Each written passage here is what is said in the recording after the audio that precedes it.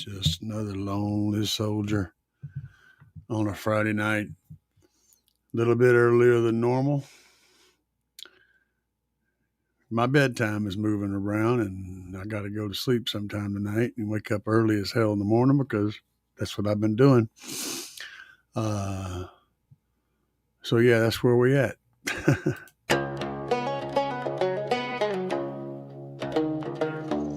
Sit back, let your hair down. Lean toward the side window for the best video. Now let's do this.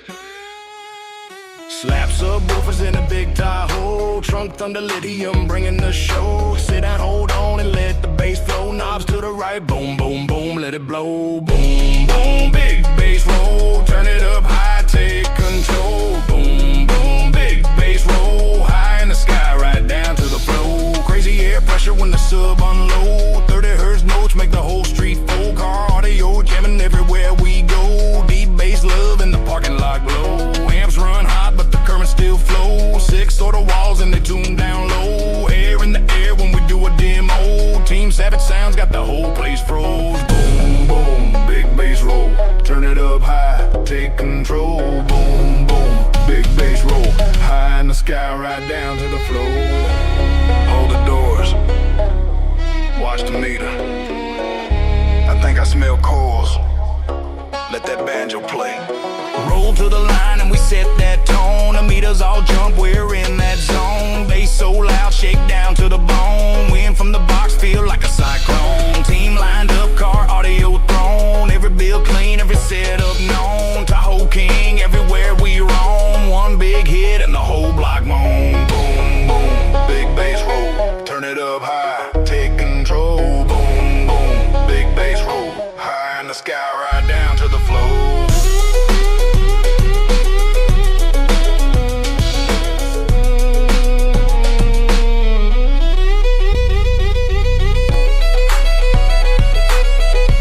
What's up, guys?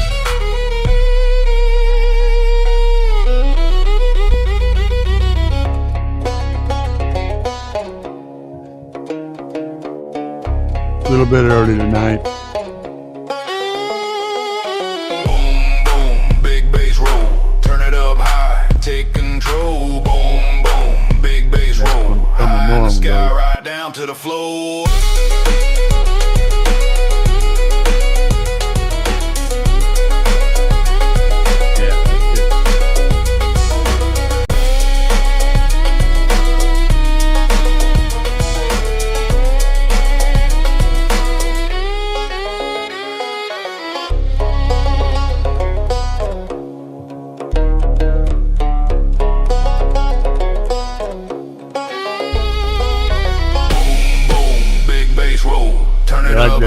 Take control, boom, boom, big bass roll. High in the sky, right down to the floor.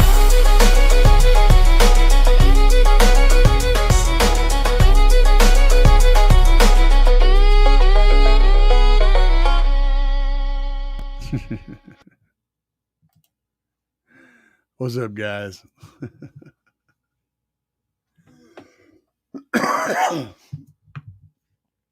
I'm doing better, but I still ain't 100%. I don't know if I'll ever be 100%. 100% of what my 50% was, I guess. I don't know. Story of my freaking life. Normally we don't do this show till 9 p.m., but I've been on this stupid being awake during the day thing, so last week or so I've been going to bed about 7 o'clock, 6:30, 7 o'clock in the afternoon, and waking up at like 2 o'clock in the morning. I'm all messed up. So I know by 9 o'clock I was going to be so tired I wouldn't have been able to do a show, so I went ahead and did it now. But I try to keep them between like 7 and 9, so I guess it's, it is what it is. Looks like we got Bobby B in the house and AVAC's in the house. AVAC said, love the bass. Damn. Hell yeah, man. I've been working hard on creating tracks because I enjoy doing that. Um, they definitely aren't the most rewarding financially, but I really enjoy them, and so there's that. I like to be able to demo with my own music instead of using other music because it well it's fun for me to be able to create my own tracks, and then second, I don't have to worry about copyright issues whenever I'm shooting video, and that's a big thing these days. Looks like we got Outlaw in the house. Good day, bro. Good day, man. Bobby B. Got Frank. We got Frank in the house. 100% before. Hell yeah. Um, oh, okay. I don't know what he's talking about, but I'm getting a kick out of it anyway. Let's see here. So this working hard or hardly working, yeah, Bobby. So yeah, I've got some stuff ordered. I got to do when it comes in. A couple days. I got some mirrors coming in because one of my mirrors is I've glued it back together like 4 times on my passenger side. It's done, guys. The top part's totally useless, and the bottom part's all I have, and it's on the passenger side, and I don't have a rear view, so I really have to replace that mirror. So I had to order a set. Hopefully, they'll last a little while. Mirrors take a beating on Tahoe. The driver's side, for whatever reason, is still perfectly functional, but that passenger mirror, man, yeah. Let's see here. Outlaw said, "I see you use a SPL meter. Maybe we can have you take on certain SPL meter and DBA meter that people." So wait, let me reread this because I misread it. Maybe we can have your take on certain SPL meters and DBA meters that people still use to measure SPL. DBA meters. Are we talking about the old school meters that were used for DB drags, like in the 90s? Is that what you're referring to? Get back on that, and I'll continue on with that. Let's see here. Was you 100%? Was you 100%? No, I was not 100%. So, like, if you take my percentile and start out, let's say about 18 years old, we'll call that 100% physically, because I definitely wasn't 100% mentally. By the time I was in my 30s, I was probably, maybe 90%. And then in my my late 30s, I started having real bad things going up in my heart and everything. So I dropped down to about 65 to 70% then. And then I spent, 12 years driving a truck. And that brought me down a little more, maybe 60%. Then the cancer hit, and the medications and all the crap and taking away my hormones and all that stuff they did for the cancer, that knocked me down to about 50%. And then the inactivity because of all that has knocked me down to another maybe 40%. So 40% is my new 100%. And then, and then getting sick knocked me down to chunk, and I'm finally building back up. Hopefully I'll eventually get back up to my 40%, which is my new 100%. It's funny how life works, ain't it? So yeah, Dubby, that's what I was thinking maybe that was the case. Did look kind of suspicious.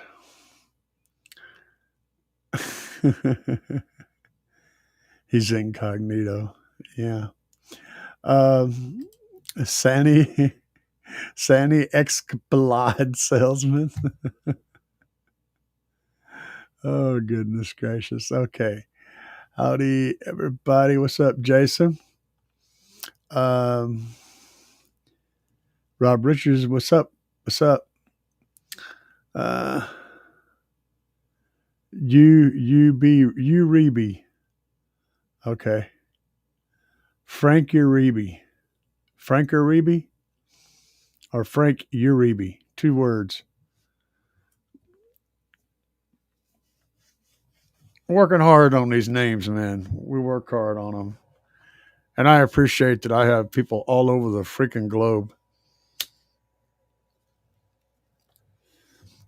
Sometimes it makes my stupid American speaking ass sound even dumber than I am trying to pronounce your perfectly normal names. Anyway, we'll move along. Let's see here. Red pill. I guess we all are. YouTube is showing that 461 number at the end of my name. Yeah, well, you know, you got to be a number. I don't know what I show up as. I think I just show up as car audio enthusiast. I don't on this because I'm the host. So yeah, I definitely show up as car audio enthusiast if I type in anything in chat. Yeah. I think that's how I show up everywhere though. Let's see here. 461 red pills around exactly. 110 dB. Okay. See, yeah. Okay. All right. Now I'm hip. I thought maybe that might be what we were talking about. So there's a few problems with using old school mics. For one, it was a microphone. They were only good, like he said, up to 110 dB. They were actually more or less accurate, a little higher than that. But the thing about them is they were calibrated differently. So what would be 150 dB on one of those mics would actually be, I think it's about 10 dB difference, would only be 140 dBs on today's pressure sensors. So there's 2 different things. One is a microphone and one is a pressure sensor. Now, you might argue, well, what's the difference between a microphone and a pressure sensor? Not a tremendous amount. However, a pressure sensor is designed specifically for low frequency pressure, where a microphone is designed to actually pick up audible signals like the full range. So it has to be more sensitive, and it's not near as accurate for low frequency pressure. That's why there are 10 dB difference in those 2 devices. Also, it's not rated to the pressures that we do. If you want to know what happens to a microphone in a high SPL environment, listen to any video where someone has a microphone in there letting you hear subwoofers. That's what happens to it, right? Same exact thing happens to the microphone for measuring sound pressure. It just breaks. It doesn't work. So, and it isn't like it's just off. It's also basically worthless above like 120 dB. Let's see here. What's up, D? Harness D. Hope everybody's having a good night. What's up, man? Frank was always on 5-star streams. Ah, okay. Dope shit. Bobby, you're messed up, man. The Robot Underground. Yeah, screw him. Wait a minute. I'm sorry. I didn't mean to say that. I don't have any problem with androids that live in caves. Yeah, there you go. Smile. I got to get my political face on, y'all. So Let's see here. Corn nut. I have no idea. No idea at all. Um, let's see.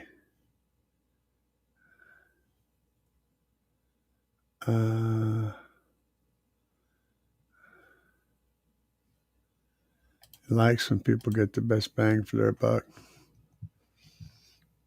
Yeah. I well, should I tell that story? Man, I don't like drama. So no, I used to watch some of the Android in the Caves videos, um, and it was reasonable content, kind of down to earth, unscripted, basic content, which is sort of like what I shoot most of the time. But unfortunately, well, one day the person decided to take on me and to make a video specifically to insult me. And I watched the video and, uh, you know, I don't know. I just didn't take it well. I handled it as smoothly as I could. A lot of people will remember this. And it turns out that a lot of his subscribers were also my subscribers. And when he posted the video, he kind of got a lot of flack for it from a whole lot of his subscribers. So soon afterwards, he took the video down. That's that. And I haven't really communicated with or indulged in watching any of his stuff since then. I'm sure he's, an amazing person. I just, that's that. So, we'll move along here. Just getting off work. What did I miss? D, you didn't miss anything that I'm aware of. Bobby said things. Let's see here. If I go to someone and see baskets buried in dirt, hard pass. What's up, El Fuego? Glad to see you in the house. Bobby B sent you. Bobby B always sends you. He's the gatekeeper, man. He takes care of all the business. Everybody has some alcohol and white vinegar. Still a hard pass when he sent even put up. I don't know.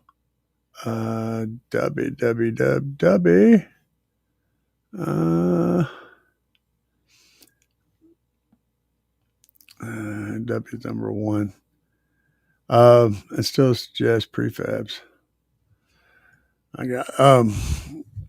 don't know. I'm missing a whole lot of information here. So you guys are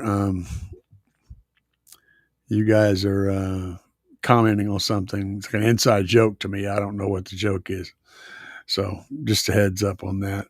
But I know, it's like this, man. If everybody's got my back. People that know me and know how I roll and how I believe and what I hold important in my life. They've all got my back. That's you guys. You're always looking out for me. You're always letting me know when something's going on, and I appreciate that. You have no idea how much.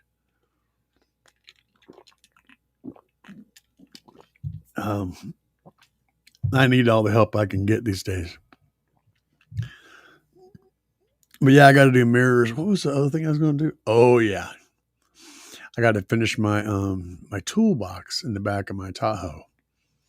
Got a little tool stash back there. I got some plans for that. I want to make that cooler.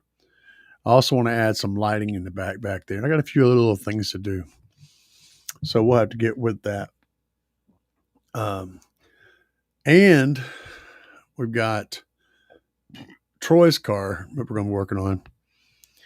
He's got two Depbont's Apocalypse 300s series 12s back there in a cab-facing ported box in the trunk. We're going to build him a trunk wall. In other words, we're going to seal off the baffle of that box to the cab. And it's challenging because he doesn't want me to attach anything to the box. So I've got to build basically a wall that's connected to the car and then push the box up against it and then build an amp rack behind it to keep the box pressed against the wall. I got to put it in basically a vise and hold it in place. Usually with most people, it's don't connect anything to the car, right? Like you don't want anything connected. But in this case, it's exactly the opposite. So we got to be it'd be very tricky. That's coming up probably this weekend. So I've got a lot going on in the next few days. We're going to get a lot done in the next few days. We're going to get some videos out. If you guys hadn't already, hit that subscribe button. You might want to do that. And the like button. Hit that like button. Is anybody missed hitting the like button on the video? It helps these lives out tremendously.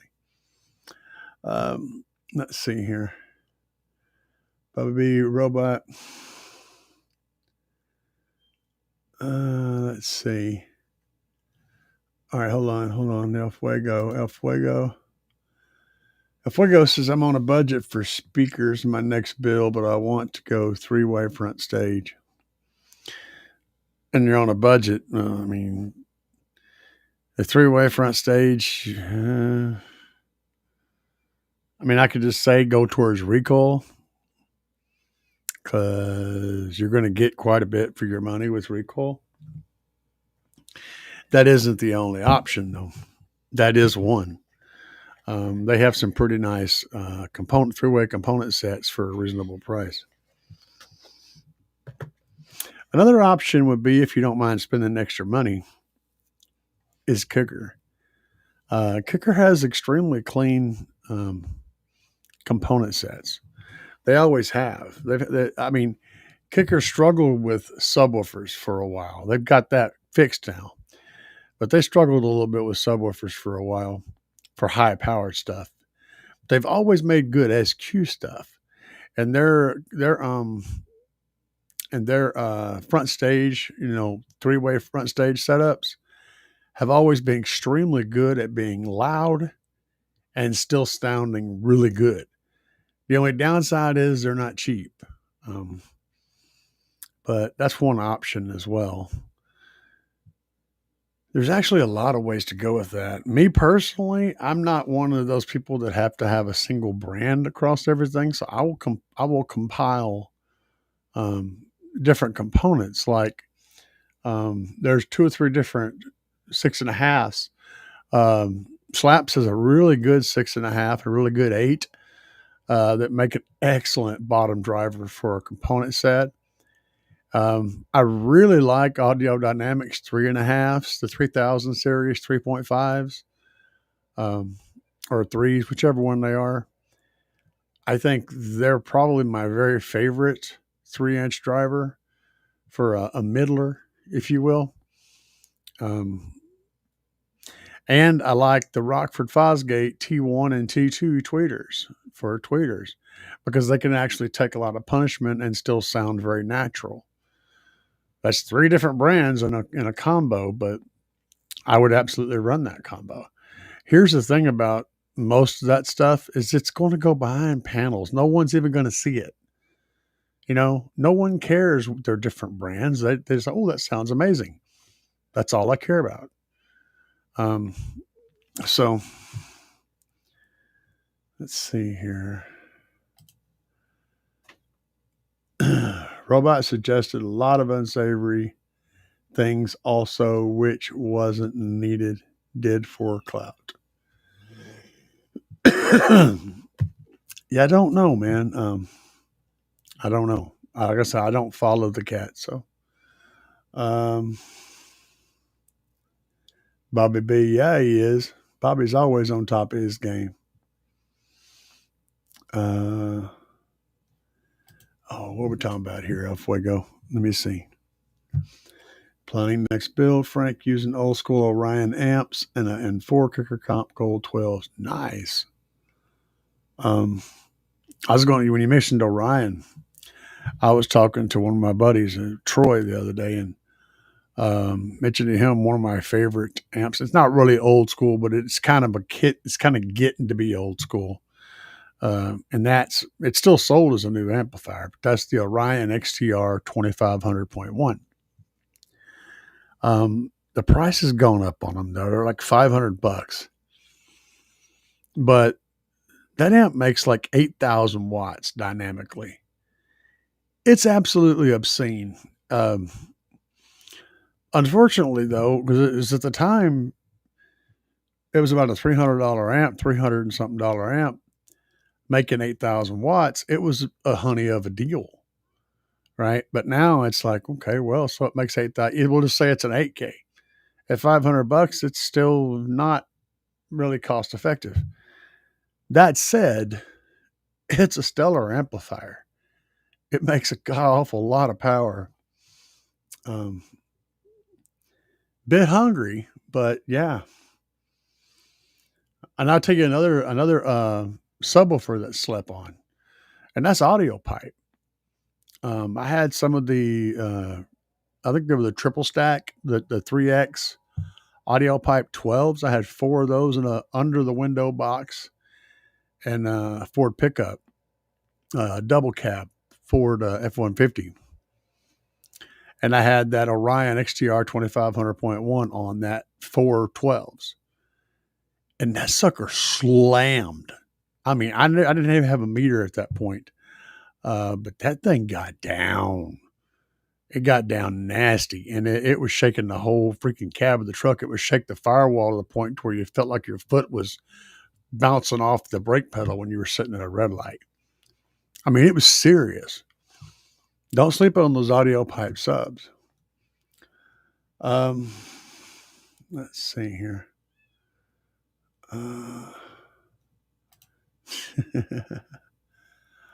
Fuego, those subs are going to sound awesome. You damn right they will.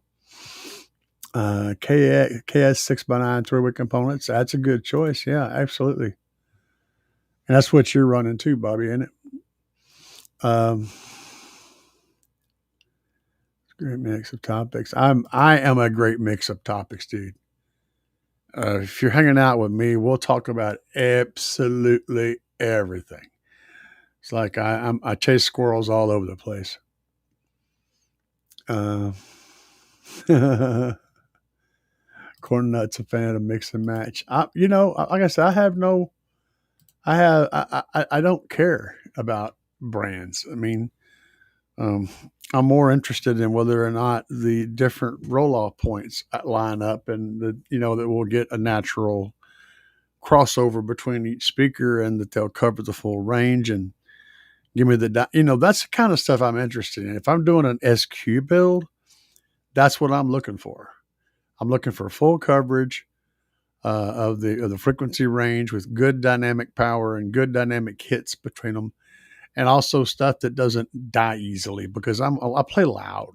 Even when I play SQ, I still play my shit pretty loud. I want to crank it. I want to crank that guitar up. I want to get down. So I tend to blow tweeters. That's my weakness. Everybody has something that they blow up. For me, it's tweeters. That is why I like running a good 3-inch mid-range, because I can take that sucker up to 20K and cross it over at like 500 or 600, 700 hertz, and then take it up to 20K, and then I can cross the tweeter on top of that over at like 6,000 or 7,000 or 8,000, and that keeps me from blowing the tweeter. That little mid-range will play so high and so efficiently that I can cross the tweeter over and just let it take care of the very top. And that little middler will handle all the pressure, right? And not be susceptible to popping. So that's why I've gotten really to where I really like running a 3-inch in there. in between my 6.5 and my tweeter, or whatever the bottom one is. I didn't say I didn't like that. Frankenstein set up. Everything I do is Frankenstein. Right now, I'm kind of, I'm all Slapz except for my AD3s and my little JL underneath the dash.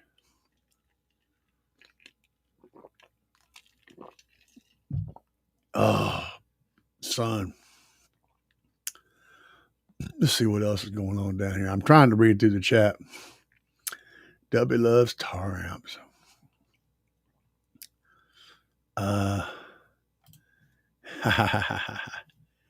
Hell yeah, man. We're rocking it. Lamp cord gain represent. What's wrong with lamp cords? What's wrong with grandmama's lamp cord? It's 2 copper conductors, man. As long as you can tell which one's positive and which one's negative, rock it. I have no issues with that tar amp cord. What's the best bet for a 3-way front stage on a $1,000 budget? Oh, that's deep. That's a pretty big budget.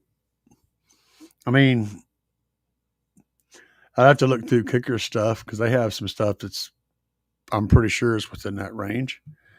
But I mean, we all know about certain stuff. So let's talk a little bit about stuff outside of the stuff we normally discuss. We know Kicker has some stuff in that range. Recoil has stuff in that range easily. Slapz has 2-way setup. I wouldn't say that would be the ideal solution for a good 3-way setup for SQ. So they don't really have that option right now. That may change in the future, though. There's things coming in the spring, so you guys can keep your head up on that. But I would say maybe Alpine's lineup. Alpine is notorious. Alpine's a lot like Kicker and the sound of their stuff and the way their equipment performs. They tend to be able to handle getting loud really well and keeping it together and also sounding really good. So I've always liked the Type R line. I'm pretty sure the Type R line does include a 3-way component. I don't know this, but I would put money on it if it does. The main thing I've learned is, for me, I prefer the sound of a Silk Dome tweeter, even though it's actually not the best way to go. It's silk textile drivers like that. They tend to break up fairly early, like at around 20K they start to break up. Actually, they start breaking up before that. But being as it's a textile, you don't hear the breakup. It's a softer thing. It's just like this rag. When I crumple this rag, you don't hear that, right? On the other hand, if I have one of my aluminum cans handy, the metal drivers, the titanium and beryllium and aluminum and all these different types of metal drivers, they don't break up nearly as early. They tend to hold it together up into well past 20K. But when they do break up, it's very audible because it's metal. It crunches, it crinkles, which is why some people do not like the sound of metal tweeters, right? Because they're sensitive to that crinkling sound whenever they get past their breakup point. I tend to prefer them. The reason I like them so much is because they have one characteristic that makes them better than Silk Domes. And that's that the actual tweeter material is connected to the voice coil, and it's metal. So you've got a metal material connected to the voice coil that's moving and vibrating, which means it's getting air over it. And that metal dome, whether it be inverted or not, acts like a radiator or a heat sink to the voice coil. So it makes a tweeter a lot harder to blow, which means it handles power better. That's why I tend to prefer those. But I do tend to like the sound of the Soak Dome better, but I prefer the performance and reliability of the metal ones over that. I know, different road, but let's keep going. And as far as the answer to your question,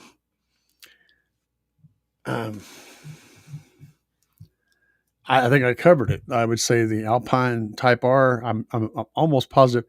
I only have one of my monitors right now, guys. One of my monitors took a dump on me, and I've got one ordered. It'll be here sometime in the beginning of next month.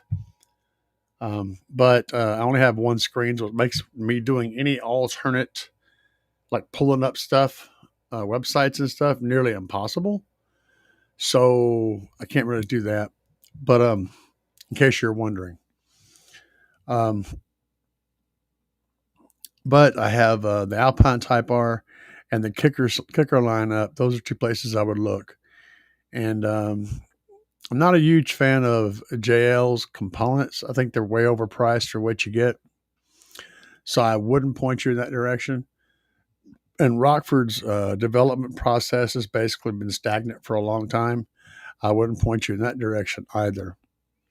I might consider JBL, looking at some of their stuff, because they've always been very consistently good sounding equipment. But knowing you, you'll probably run with the kicker stuff. And that's totally fine because it's good quality gear. Blake. Bought but I haven't installed yet. What are your thoughts on the Hertz Legends front stage ML 280 700?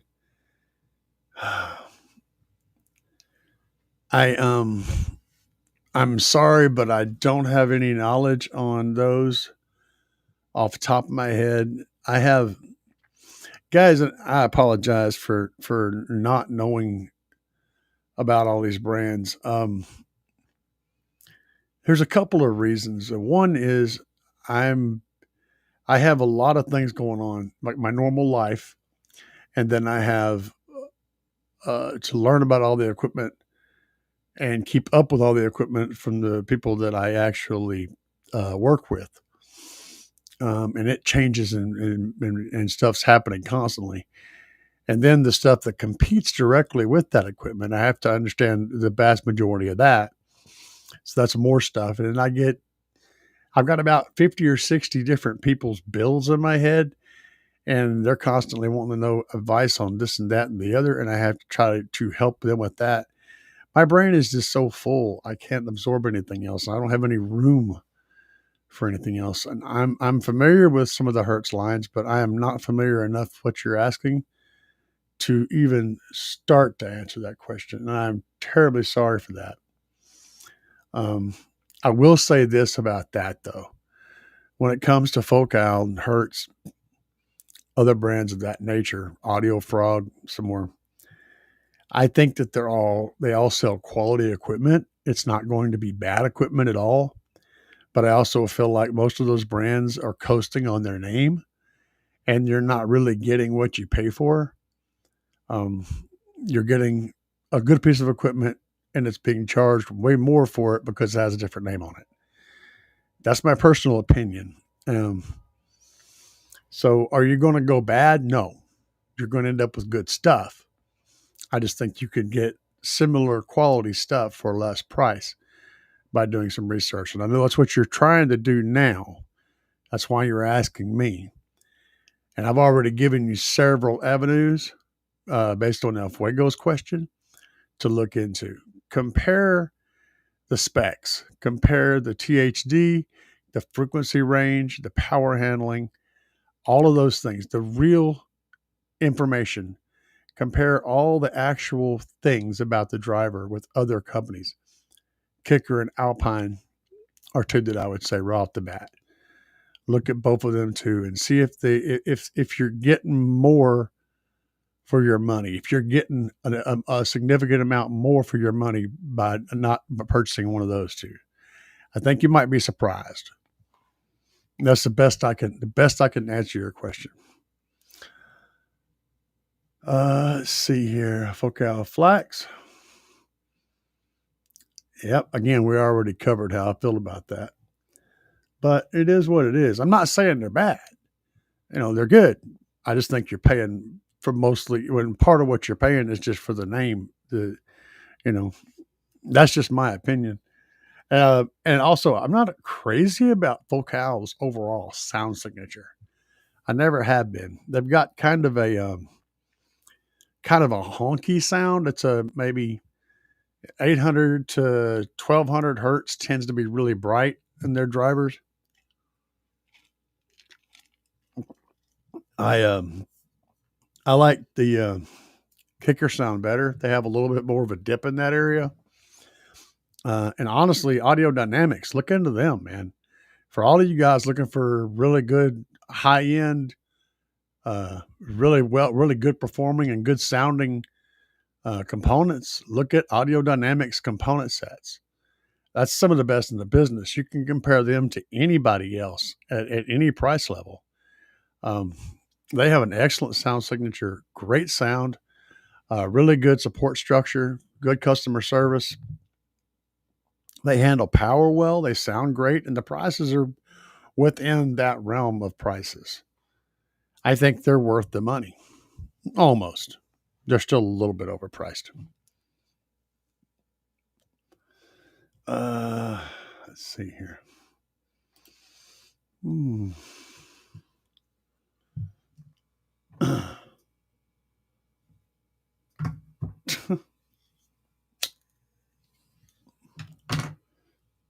I don't know, man. I have no idea. Would y'all want me to ask? Hang on a second. You know what? Hang on. I'm over here on the I'm over here on the thing. You want me to ask Jacob Fuller? I'll ask Jacob. He might get back to me. Give me a minute. We'll ask Jacob. Sundown named after Sundown Town. Hang on. One of my people in my live show was asking. And we'll see if he gets back to me tonight. Yes, I talked to Jacob Fuller. I talked to a lot of people, guys. You wouldn't believe it if you've seen it. Okay. So we'll ask him and see if he replies. He was active about 17 minutes ago. So we'll find out. Well, I do have a Crescendo 3K. Hell yeah. Stereo integrity. Yeah. I agree with that. That sounds like a win. Red pill. Banny 360. Just put a couple of ancient 3.5 block punts. Oh, goodness gracious. Those are old. I'd be worried about that cone deteriorating. On 22 farad and 4.7 microfarad in parallel. They sound good with a pair of 15ers. Otherwise, it was all trouble. They're using 1.5 farad, 60 dB for tweeters, 4 ohms. Any paper cone driver, man, that's the one thing. The thing may be brand new in the package. If it's been seeing sunlight and air moving around on it, the paper degrades so bad. Paper is a wonderful sounding medium, but it doesn't like time. And the old foam surrounds is another big problem with that. 20-watt RMS tweeter. They need to boogie. Greetings from, how do you pronounce that, Mercy? I don't know how to pronounce that word. Bicuia? Bicu? See, I'm an ignorant American. I honestly, I'm ashamed of us. We can't say anything. We screw up every word. But greetings. Let's see here. Anybody else want to chime in on how to pronounce that? Somebody, Eureka. Fuego, that's what she said. Well, you guys, custom speaker pods. Yeah, for real, Bobby.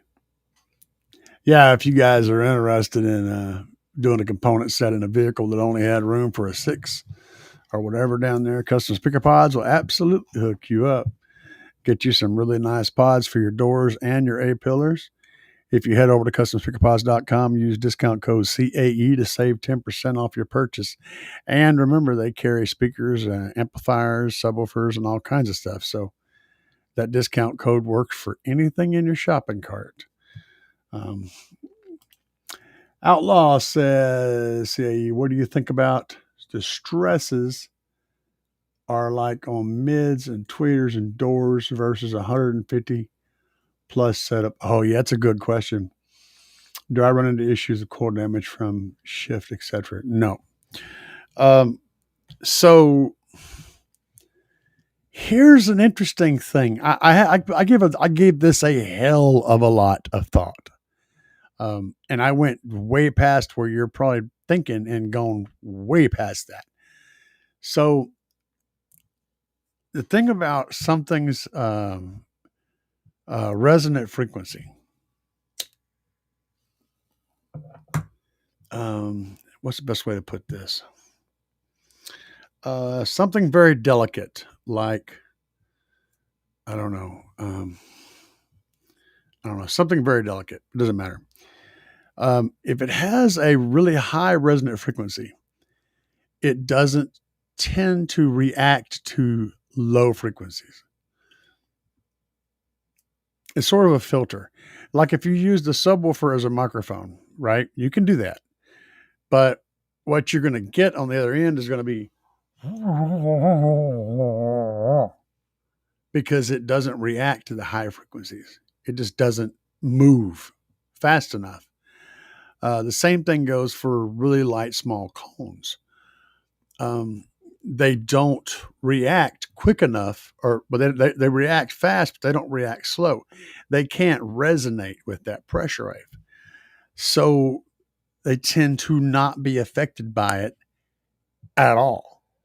It's, and I've tested this. So, because I thought I was going to destroy some speakers with it.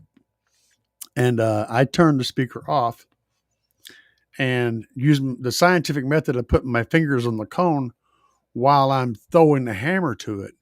And the cone doesn't move. The whole dash is jumping around. The steering wheel's flopping like it's made out of Play-Doh.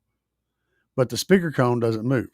Now, having said that, if you want to test this yourself, you could take one and put it in a cardboard box or just leave it free air, hook some wires up to a voltmeter, set it on AC, right? And then hook your speaker wires up to that. And as the speaker in there and crank the snot out of it and see if it generates any electricity. I'm sure it will, but it's so little that it doesn't cause any issues. You would think it would, but it comes down to this too. So when I was talking to my friend Carmel, who's been doing this stuff since, I don't know, like 30 years now, 30 something years. Before I built my first wall in my Tahoe, I asked him, I said, I wonder how much difference it'll make. He said, well, cut a piece of cardboard and put it in there and find out. I'm like, cardboard? He said, yeah. He said, just put a piece of cardboard in there. He said, it'll sound like a wall, and it's like, wow, cardboard's so thin and flimsy, right? But again, if its resonant frequency is higher than that frequency it's trying to shake it, it doesn't naturally want to resonate, so it tends to not move much at all. And he was absolutely right. You can put a piece of cardboard in there and you can get most of the pressure you're going to get with 3 inches of wood, because it just doesn't move. It's interesting. Sound is really a trip, especially when it comes to the crazy stuff we do. And I really can't explain how that works exactly. That's my best guess, is the resonant frequency thing. I don't know, man. It's tricky stuff. Bobby said use coupon and CAE. Hell yeah, brother.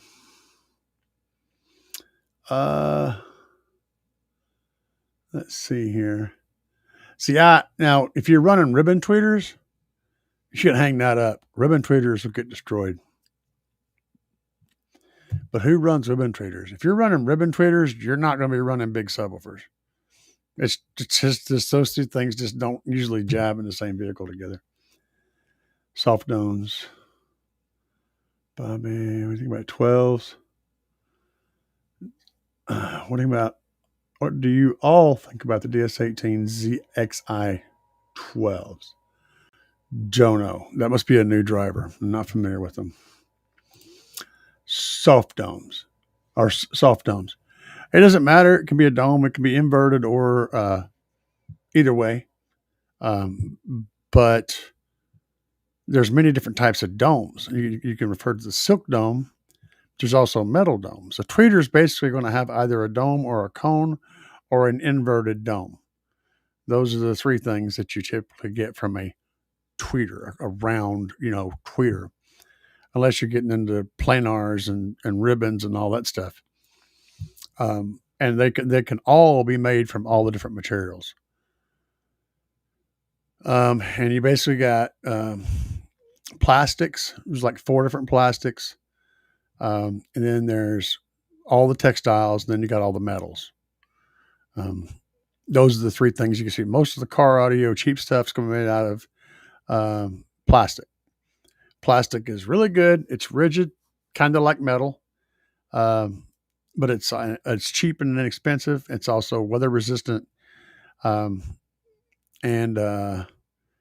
it's in a whole lot of less expensive car audio stuff. The metals tend to be fairly expensive, as are the tweeters, the silk, and all the different types of silk and different types of textile. But the cool thing about tweeters is they use a tiny amount of material to make up their cone.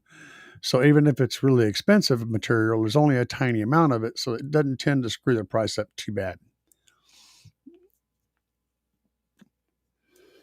We could have a whole freaking 2-hour movie on tweeters, or just tweeter cones. Red said this the 3-way Sony ES. Hey, that'd be a rocking setup. My partner sells the Sony ES line, and I've heard them recently, and they sound amazing.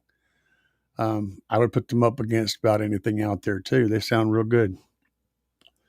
Sony has moved into a whole lot more of an SQ market, and they're slowly taking over a chunk of that market. For the price that you pay, you're getting a whole lot with Sony equipment.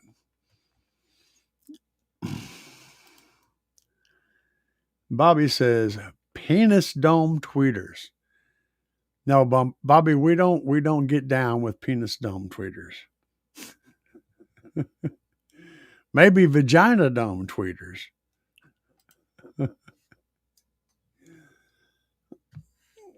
Oh man, don't say that. I've blown way too many DS18 tweeters to say that. The funny thing is, the one thing that I did have really good luck with was the Hooligan subwoofer line and the Hooligan amplifier line. So kind of the one thing that you left out, which is the subwoofers and amplifiers. I had the most luck out of that. That Hooligan, I had a 15-inch Hooligan sub. Nasty subwoofer. I wish I'd have had like 4 of them. Q-test, but higher for port box. Yes. Go sealed. Go sealed. Go sealed. Well, that's a statement. Morel just dropped a budget component set a couple of months back. Very reasonable. But is it any good?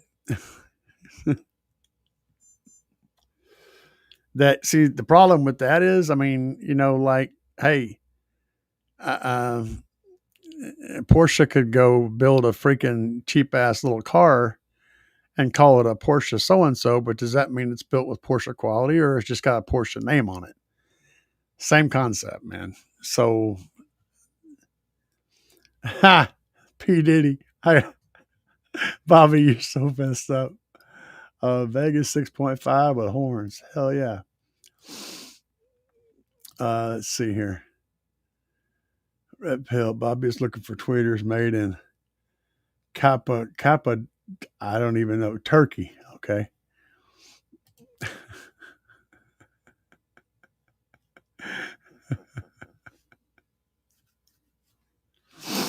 My buddy is at one of my friends that works for Carmel. He's got these little starlight things in his little, the freaking lights all in the ceiling and the twinkle and stuff. Fiber optics. That's what I was trying to think of. And I call it his P. Diddy roof. I go up there and he's a young guy. I make his face get all red. I'd be like, so man, what's a good price on, that baby lotion these days? You got a good seller for that stuff? It's like, I was like, you must be racking up on that, stocking up on that baby lotion now that, the OG PD's not around, to buy it all up. I give him all kinds of shit. I just steadily come up with one-liners and shit, keep his face red, keep him laughing. Hell yeah, brother. Thank you. Always appreciate that. Let's see. The Coast a little. Have the Orion HCCA 6.5 mid ranges. Yeah, I've heard. There's one of the guys on YouTube that he tests mids all the time. He's like a mid freaking psychopath. He loves the Orion mids. Absolutely loves them. He's loved them for years now. Bobby, somewhat. Yes, your build is definitely one of the ones floating around, drifting around in my freaking head. I've got a lot of stuff that I'm actively working on, though, that are projects and the people are like, oh, I decided to do this. And I'm like, oh, yeah, really cool, because I'm pulling their file up. I've got it stacked in there. The more crap I put in, something's got to come out. It's like Married with Children. You keep putting facts in, eventually stuff starts falling out. Yeah. Yep. Audio dynamic, man. Hold on a minute, guys. Hold on a minute. Let's see what Jacob said. Okay, here we go, guys. This is from Jacob Fuller. He says, no, that's ridiculous. He sent me a picture of something. He says, since one of the absolutely most ridiculous, silly, and he said, that's some BS that MBE started. There you go. That's from Jacob Fuller. That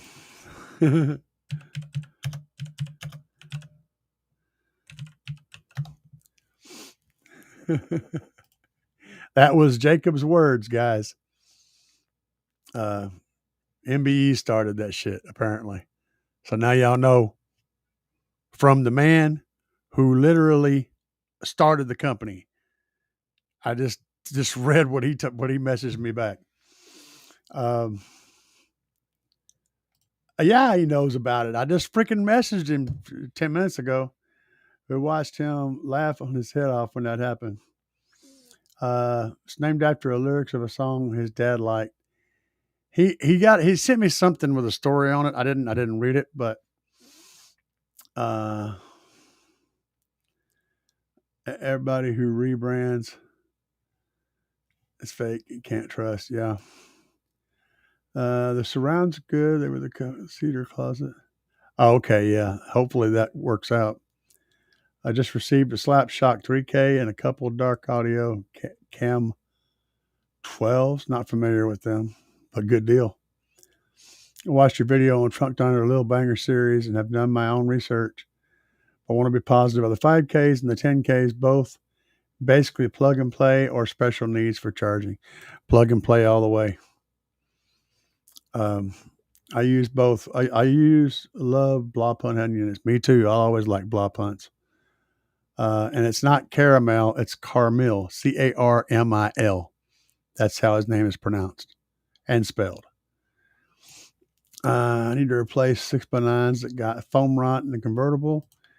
You can also order the surrounds for 6x9s and replace that too. Blake, plug and play. Yep. Well, I appreciate you. 3V Vizard. I don't know how to pronounce that, but okay, I appreciate you, brother. Brother, it's like I tell everybody, I don't sell because I get paid. I sell because it's good stuff. I just happen to get paid. Okay. I've turned down deals from all the major brands, like 5 or 6 different huge brands, huge companies have offered me deals. I turned them down. So that's it. Bass Addict. Yes. Bass Addict 91. Hoping one day we'll get to do a little, I get him up here and we'll do some stuff. That'll be cool. 0 ohms. 0. What about pressure itself? It's not pressure. It's so when you're thinking about the pressure, it's not like it's an air tank, right? You're not building and holding a pressure. What you're doing is creating a pressure zone, and the pressure is dynamic. Instead of me pushing, I'm hitting. Okay. And it's like if you go punch a bed sheet, right? It doesn't really do anything. It just sort of hangs there. It doesn't care that you're punching it. And that's kind of the way that works. It's so light and easy to move that it just doesn't care about the pressure, if that makes sense. Tubes, heavy bass, has its own gravity. Ooh, that's nice. Should make a t-shirt. Okay, awesome. Thank you. So you have one for sale, or you just have one? Oh, you guys are going back and forth. Okay. Ceramic, yes. Ceramic is one.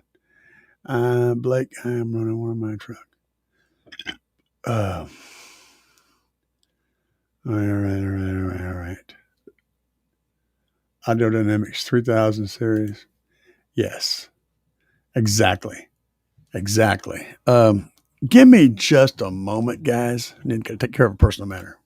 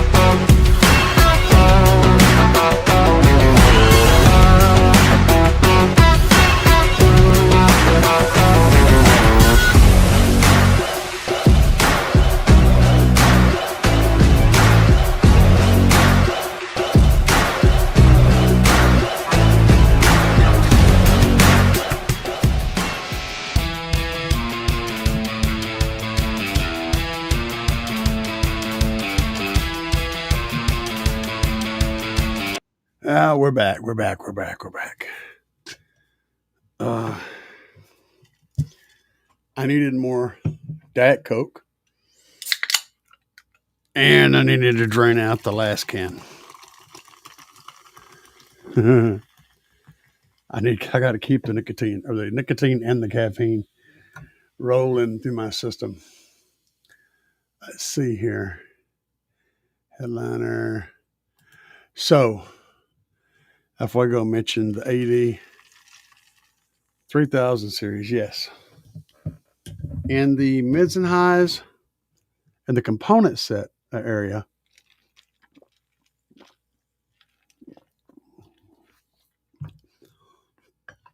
I like the 2000 and the 3000 series. I think are the best deal.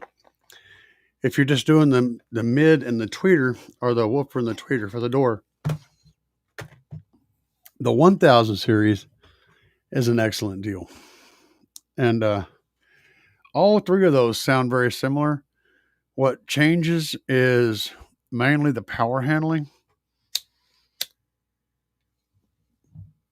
But having ran all of their gear, their mids and highs, I mean, I ran the 6000s. I had 4 of the 6000s on my Tahoe. Those suckers were, at that time, $600 a pair, and I had 2 pair. Yeah. Actually, they were $400 a pair, and I had 2 pair. So we had $800 worth of mids in the doors. That's back when I was driving a truck and making that trucker money. Those things were nasty. They were a good midwoofer, real good midwoofer. You cannot go wrong with anything that Audio Dynamics sells. Period. Unbammy,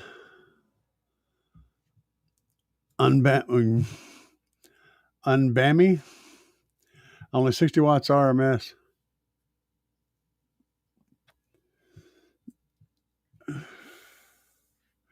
I don't know.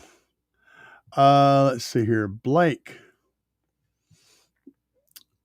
said, if you run the lithium separate from other batteries, you'd be better off. Yes. If you need to support your current electrical, it helps to add lithium. Yes. The lithium gives you a slight advantage if you run it separate, because you can run a slightly higher resting voltage. But you can run them together, especially if you drive it daily. Red Pill lyrics. See, I'm going to have to go 2 AGMs to run mids and highs, plus the factory electrical. Add a second alternator straight to the trunk thunder for my bass amps. That works. I got my whole stereo system on 2 trunk thunder lithium 10K version 2s and 1 370 amp alternator. That carries the whole stereo system.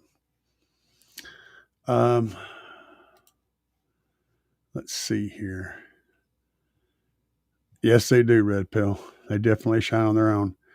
Extra battery can negatively affect the system if it's drying. Yes, it can.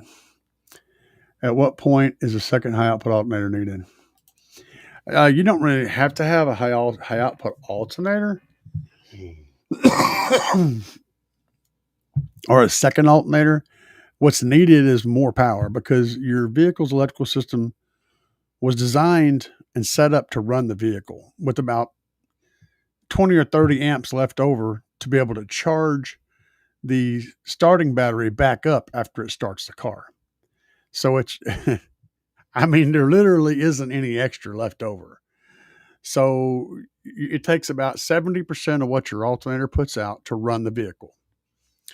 And then that extra power, which is usually about 30 amps, 25, 30 amps, which happens to be the C rating for a starting battery, which is 0.3 C. If a 100 amp hour battery is 1 C is the amount of amp hours it is. So 100 amp hour battery at 0.3 C is around 30 amps, which is how much the alternator usually has left over to be able to put in there. And that system is designed up as a closed system. It's designed to operate within this space.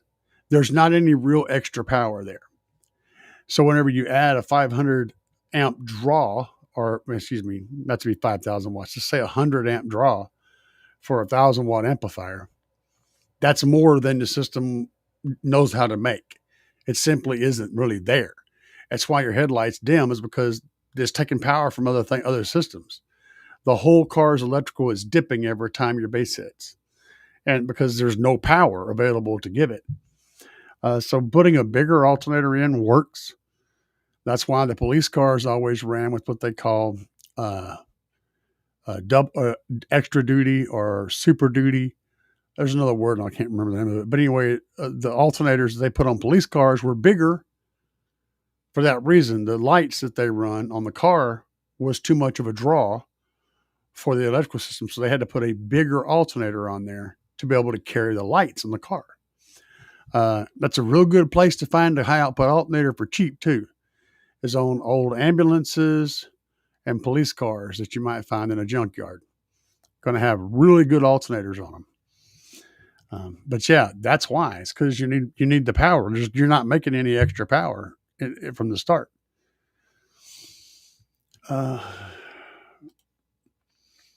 Oh, goodness gracious. This is the show of Robot Underground tonight, apparently.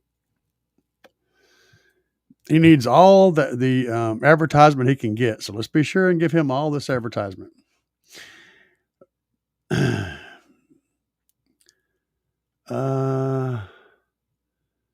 Okay, there you go. Let's see here. Pretty old. The Big Joke audio era. Yeah, the pretty old orange foam. Yeah, you don't have to have that orange anymore, but you can buy refoams. I mean, you can literally probably go on Amazon and get foam kits for 6x9s. I mean, and it's stupid cheap, and you can just use regular old super glue to put them on.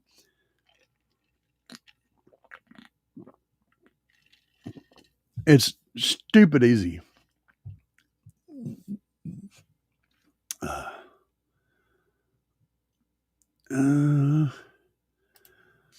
We're referring to the alternator thing? Probably. And yeah, that can be a difficult. You can always check over at GP Car Audio's website for alternator brackets, double alternator and triple alternator and quad alternators. I like going through them for alternator brackets because they have a really good builder that builds very solid, dependable, rugged equipment, and the prices are all on par with stuff that's not made nearly as well.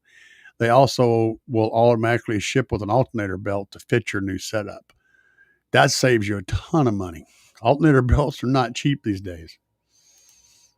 461. I can't add a secondary alternator due to my warranty. Understand that. I have a semi-rare lifetime warranty on my truck. Yeah, that sounds really messed up, man. But you can always run.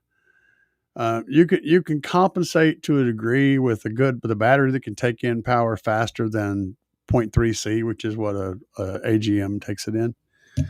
So, getting a bigger battery, a good lithium battery back there is going to help tremendously, even on your stock charging system. Also, if you could add extra power wires running from the alternator to the battery, that's going to help that power get there easier without having to go through and jump as many hoops. So that might be something to consider. Front under lithium is one course of action. Depending on how much power you need, you might be able to run a Big Jeff battery. Both of those two, use discount code CAE to save money on either one of those. Glow Voltage just come out with something recently. Hold on a minute. Jacob messaged me back again. He said, yes, indeed. Hang on a second.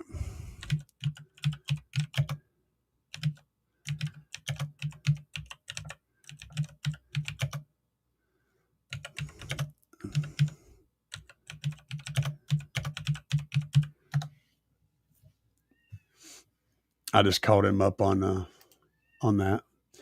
So I mentioned that Robot was saying something about it. But yeah, you can go with a Trunk Thunder Lithium or Big Jeff Audio. Like I said, Glow Voltage popped out something recently, but I asked my guy at Trunk Thunder Lithium about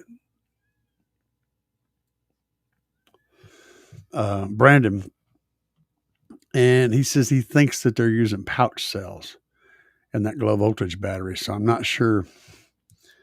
It'd be a crapshoot if it's a good battery. If it is a good battery, the price is around $500. It looks like the same amperage as the 10K from Trunk Thunder Lithium. It'd be a really good buy if it's a good battery, and I don't know yet. I need to get a hold of them to get one to test it and see what I think about it, so I can let you guys know. It may be a great deal, or it may be dangerous as shit. I don't know which. So that's all I can say about that. Christmas time soon. Time to get paperclip out to check if presents are wolfies. I don't know. I don't know what you're talking about. Like if you have an AGM, just run the Trunk Thunder parallel to it. Mm-hmm. Yep, that's 100% accurate. Gravity 1000s are sold out. Gravity? Oh my God. I don't know nothing about Gravity. It sounds bad. They have their name is sullied with some of the most horrible capacitors on the planet. The Post can break off on those. Okay. Stock alternator just doesn't have the balls to keep up anymore. So now after 8 years, my voltage drops when using system, especially at night when lights and stuff on. Yeah, your alternator can get weak. If you got somebody that can rebuild though in your area, we have a guy in our area that can rebuild them. They usually don't charge you a whole hell of a lot to do it, and you can have them rebuild them with better components, and you can get a lot more out of your stock alternator if you're wanting to keep it that way, you know. Extreme duty, that's what they're called. The police alternators or extreme duty alternators. That's the word I was looking for. 2016 Ram 1500 160 amp alternator stock. Yeah. 160 is tiny, yeah. But it doesn't really matter. You're burning up it. It don't matter. Whatever your stock alternator is, you're using most of that. There's a reason why the amperage goes up. It's because the vehicle requires more power to run. Running 300 amp worth of fuses and the 3 amps in the truck. I know that doesn't mean I'm running 300 amps.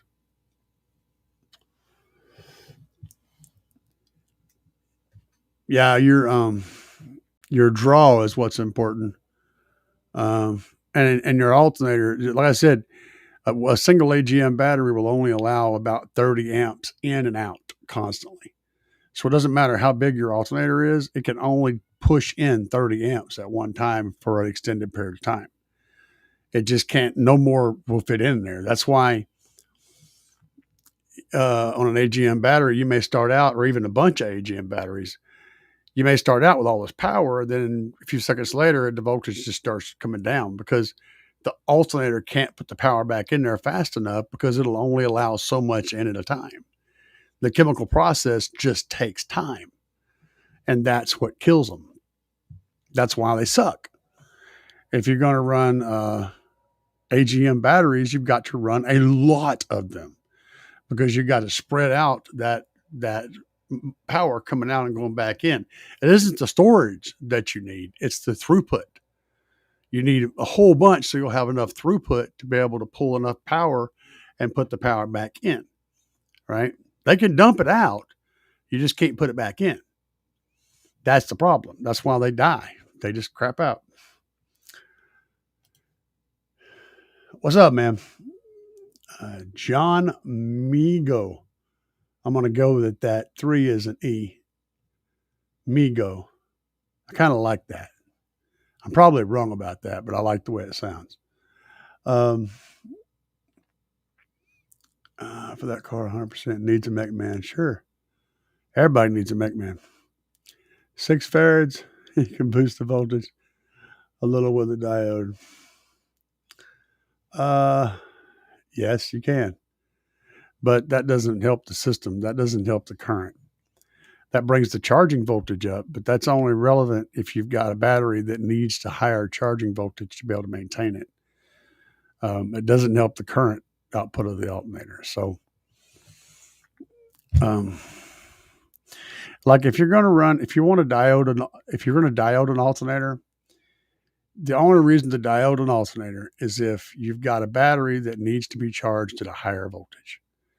Like say, for instance, you're running CMAX and you want to charge at 16 volts. You can diode an alternator to where it'll charge at 16 volts. That doesn't mean it's putting out more power. That just means the voltage regulator is getting tricked into charging at a higher voltage so it can actually put power into your CMAX bank.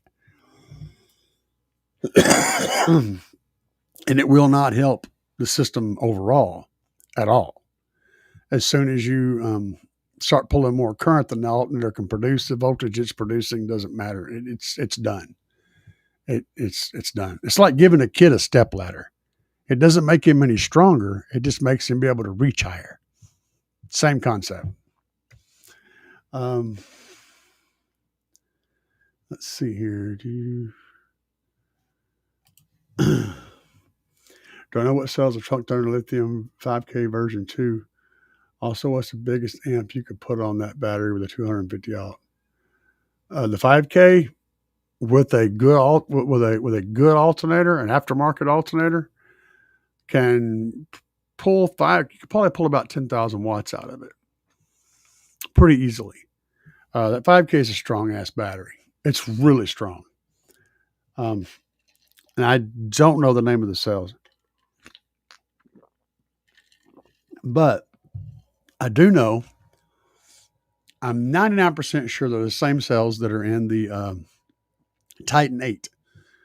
Same cell, same battery, essentially. The same size cells, same amount of cells, and the same cells with a different build on the bars and the balancer and all that stuff. Casing, all that stuff's different. But the cells will be the same. And so you can compare the trunked under lithium 5K version 2 to the Titan 8 if you want to know. Also, it's the same cells that Big Jeff uses in the Big Jeff lithium battery, but twice as many.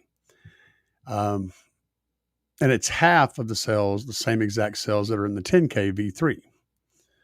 I can tell you that, but I can't tell you what they are exactly. I just saw one on video and love the content. I don't know if you're talking about me. I hope so, but I appreciate it if that was me. John said, I have a single cab Silverado HU EQ epicenter. Okay, head unit, EQ epicenter, 4-channel amp, and a sub amp. I'm getting the worst noise.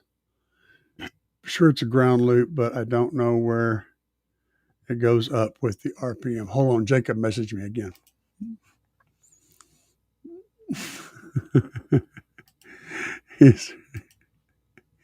You should join the live, man.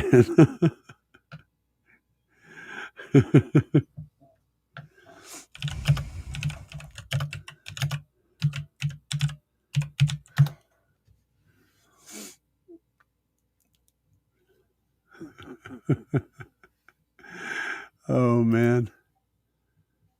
It goes up with the RPM. So it's an alternator whine, that means.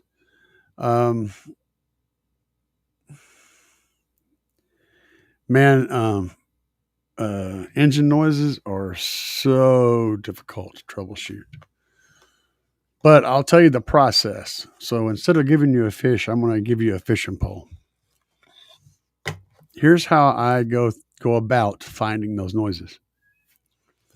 Start at your outside and work your way back. So Start by unplugging the RCAs from the offending amplifier. So if it's a high-pitched noise, you know it's coming through the mids and highs. Unplug the RCAs from the amplifier and see if it stops. Okay, it probably will because there's no signal going to the amplifier. Plug them back in so it starts again, right? Then go to the head unit and unplug the RCAs there. See if the noise stops. Okay, if it's still going, you know it's from there out because the amplifier will still make the noise even if those RCAs are unplugged from the head unit. It'll pick up that sound on those RCAs and still make that sound. It's still playing. So you know if you unplug it from the head unit and it's still playing, it's somewhere between them RCAs in your hand and the amplifier. You know it's the RCA. If it doesn't change, right? If it does change, then you know you can figure it out. Start out at the end and work your way back to signal path, and figure out what stops the noise. Then you can chase it down. That's the best way to do it. And if it's the RCAs, you can try running a ground. You can do the old cheat, and take a piece of wire, run it from a ground on your vehicle somewhere, anywhere, and then run it to the outside ring on the RCA tab, one of them, and put it on there. If the noise stops, it's a ground problem. It most likely will stop, knowing what I know about that sound that you're getting. William Biddle says, greeting from Northwest Arkansas. How you been feeling? Going to let you know I did a 151 with one single brick 15-inch brick house on an Apocalypse 7900.1. I filled that in because I got one. And a single cab Dodge Ram. Sir, that is awesome. That is slamming freaking numbers. Just the fact that you got a 15 and a single cab Dodge Ram is impressive all by itself. That's a lot of subwoofer to put in that size of a cab. Awesome, dude. Congrats on that. And how am I feeling? It's hit and miss, man. Rest makes me feel better, and I feel worse after I eat. So it is what it is, right? Appreciate you for showing up tonight, William Biddle. I just have 2 batteries on 135 amp. The cap helped with the lights.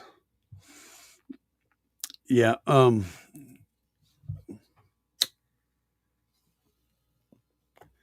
glad it did for you. I've never had any luck with one of those, caps that you buy off Amazon. Any of them. 1 farad, 2 farad, 10 farad, 8 farad, 15 farad. I've never had any luck with any of those helping with lights. But if you did, I'm so glad to hear that. What will help with lights is an actual battery. I mean, not a normal battery, but a lithium battery. That's what I did. A cap can help with lights in the right circumstances. Like if you put a cap on your lights, like the power wire going to your lights, if you put a cap in that line that can hold, a reasonable amount of power and so that whenever the voltage drops in the rest of the vehicle, that cap still supplies the power to that light for that second and balances it out. That can actually help with lights. The other way around. Anyway, Blake, those trucks also have a PCM control voltage, right? Yeah, voltage control module. Let me see here. Police cars had the Interceptor package.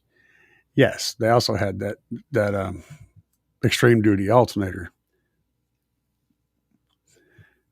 The Interceptor, it depends on whether they're Ford or Chevy. The package was called different stuff. But they all got the souped up alternator.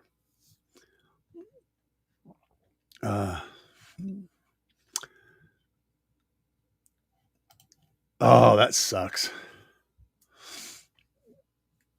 Yeah, those things run forever, though. They're really good alternators. They hit the junkyard, man. Try to find another police alternator. It's just the best deal. If it was, but if it's a Ford or a Chevy, either one, I know you guys may not know anything about Caprice Classic police cars. Uh, Most of you guys all know about the Crown Vic.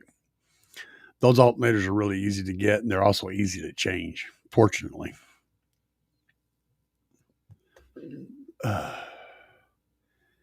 Bobby says, is a 240 amp alt enough for 1700 watts? Well, that's about 170 amps of power.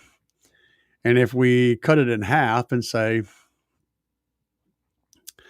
80 amps, 90 amps, and we're taking 70% of the alternator, that's pretty close. I'd say probably not. It's going to need a little help. A little more storage, good throughput, all the help it can get. It's going to be in the ballpark, you know. Just be sure that the wiring is up to snuff. It's got a good high C rate of charge storage somewhere, either through multiple AGMs. You would need to have 3 AGMs, or one small lithium battery would fix it up. So yeah, ballpark-ish. I need a newer generation for the bigger alt. I wish I could help you, brother. I'm trying to come up with ways to do it on a budget. That's what I'm always after. I mean, you know, there's tons of alternators you can buy out there.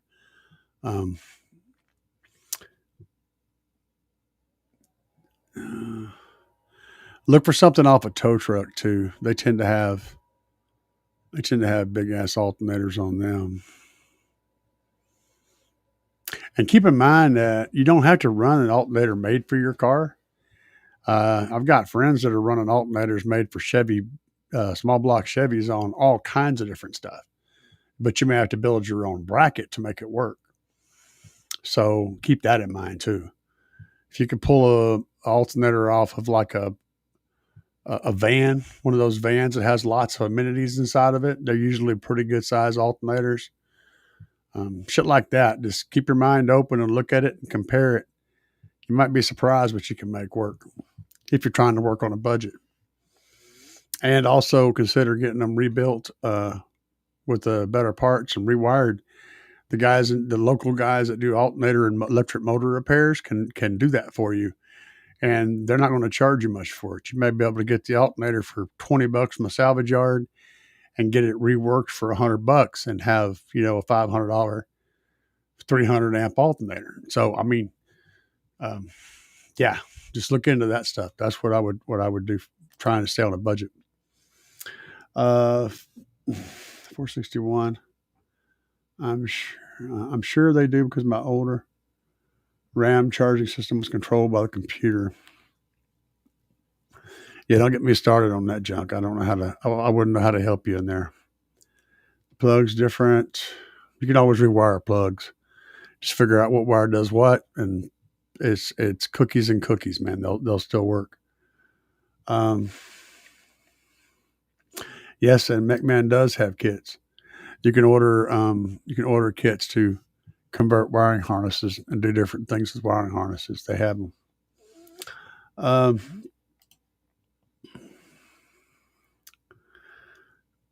Okay, we're talking about the 6x9s again. I believe the front speakers are riveted on.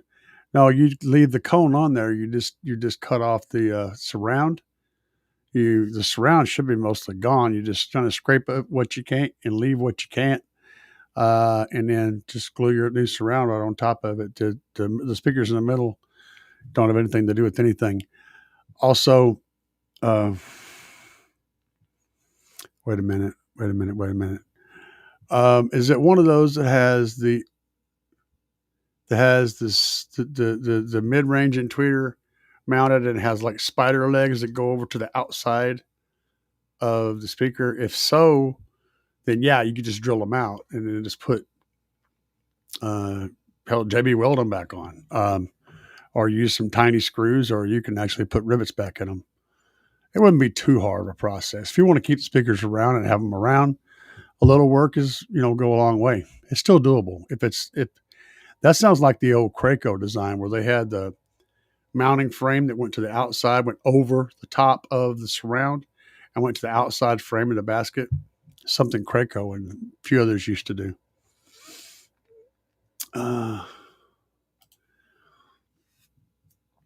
What is better, a half bridge or a full bridge? There is no better. I mean, you ask the right people, everyone's going to tell you the half bridge is better. It's not. Half bridge is less efficient. It turns more power into heat. It really isn't better in any way, except that you can torture it a little bit more because it's not maxed out. The full bridge is basically two half bridges in bridge mode. It's two half bridges strapped in one amplifier. That's what it is. That's what a full bridge is. It's two half bridges. A half bridge pulses one way, a full bridge pulses both ways. It uses two amplifiers to move, and where the half bridge moves is one. It's no different. Let's see, for a daily car, sound quality versus pure power. Would I be able to tell if I'm not going full tilt 3K, 4K? No. You wouldn't see the difference at all. None whatsoever. For a daily driver, you're not trying to go crazy. A full bridge is fine because it's going to be the most efficient. You're going to turn the most of the power into actual music instead of turning it into heat. So some people are going to tell you that half bridge is better. It's not. It simply isn't. I mean, just because it was around a little longer and everyone doesn't like change, and that a lot of the full bridges when they first came out were very cheaply made, everyone wants to say, well, they're better. But they're not. They're just not. There's no way to prove that they're better. You can't show me anywhere on any piece of paper, in any metric, in any way, where the half bridge is superior to a full bridge. But I can show you how much more efficient a full bridge is than a half bridge. So on paper, it's better. And you won't hear any difference. I am running two ARC Audio KS 300.4s. Okay. So 2 4 channels and 1 2 channel, big 2 channel so that's 600 and 1800 watts and a stock 160 amp alternator. That'd be 180 amps and a big 3 using, you're pulling 180 amps and you figure half power because it's music. So, 90 amps. So you need 90 amps to run your gear at full tilt, and you got a 160 amp alternator. At best, you got about 40 free amps out of that alternator. So you got about half the power coming out of your alternator that you actually need. So you're going to need to make up for that. Well, you can't. I mean, you're going to make up with batteries, but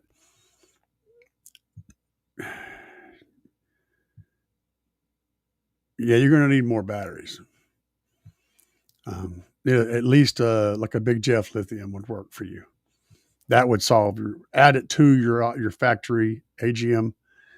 That would put you within the realm of being able to run and get all the power that your amps actually make or are capable of making. Let's see here. No problem. I sell something called a McMahon RVC bypass option. Yeah. El Fuego. Hey, man, thanks for stopping by, El Fuego. You have a good night, sir.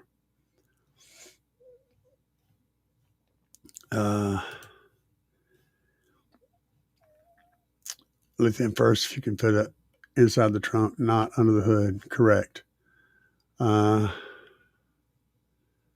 Yes, good advice across the board. Run a potentiometer to the regulator.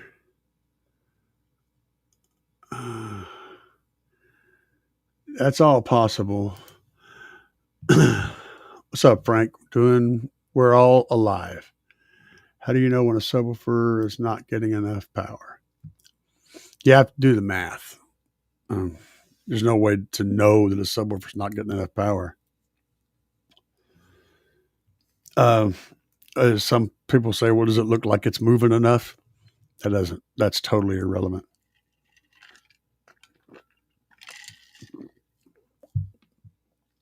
And it's not really it's not really a thing. Enough power. Consider a subwoofer like a bicycle. If a kid's riding a bicycle and they're going down the road on the bicycle's getting enough power. If a 300-pound man is riding a bicycle and he's going down the road, the bicycle's getting enough power. In both cases, the bicycle needed different amounts of power to perform the job, but it still performed the job. That's what a subwoofer is. It's just a link. It's like a chain, okay? It's a chain that connects the electrical pulse out of the amplifier to the air in your vehicle. There is no enough or not enough. That's why you can get subwoofers that are rated at 200 watts RMS, put 200 watts power on them, and they can get stupid loud and sound really good because they're getting enough power to do the maximum of what that amplifier is outputting. It's a same thing. Kid on a bike, fat man on a bike. The bike still goes from point A to point B at the same speed. It just needs more power to carry the fat man than it does the kid. You see what I'm saying? I know it sounds stupid, but I'm just trying to say that there's not a number. That's not important.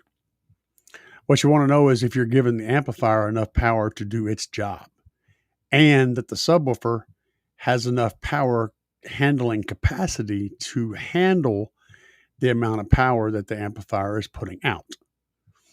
That's the key. Like I said, the subwoofer is the chain, not the motor. Hopefully that was helpful. Really, it comes back to your electrical. The question isn't whether the subwoofer is getting enough power. The question is whether your amplifier is being fed properly. That's where it's at. It's all in batteries and alternators and wires. That's where everybody's at their weak spot at. That's the limiting factor in every damn system out there, is how much power you can get into that amplifier. And then once you've got the amplifier completely fed, it comes down to, well, putting another amplifier in, a bigger one or another one, and feeding it the power. Because you're turning power that's stored in your battery and in your gas tank into base. You know, you can have 15 million giant subwoofers and 10,000 giant amplifiers. If you don't have enough power to feed those amplifiers, you're not going to do anything special with all that equipment. People overlook the battery and alternator and power wires.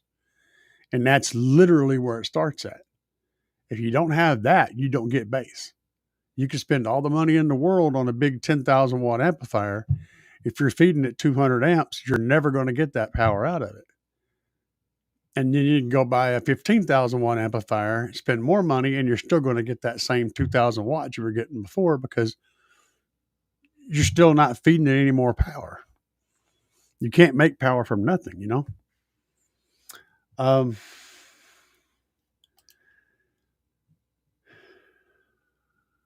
run. Yes. If you're running AGM batteries, you've got to run minimum. All right, I'll give you the number to figure. So if you got 1,000 watt amplifier, you're going to need to run, let me see here, 100 amps. You're going to need to run at least one AGM battery, and that's bare minimum for every 1,000 watt amplifier you're running. And that's given them so much more credit than they deserve. Just figure for every 1,000 watts, you're going to need to add one large AGM battery. to be able to keep up with that system because of the throughput. That's the Achilles heel, is the throughput. You'd also need, so it doesn't matter how many batteries you run because they don't even kick in until the voltage is already lower than you want. Yes.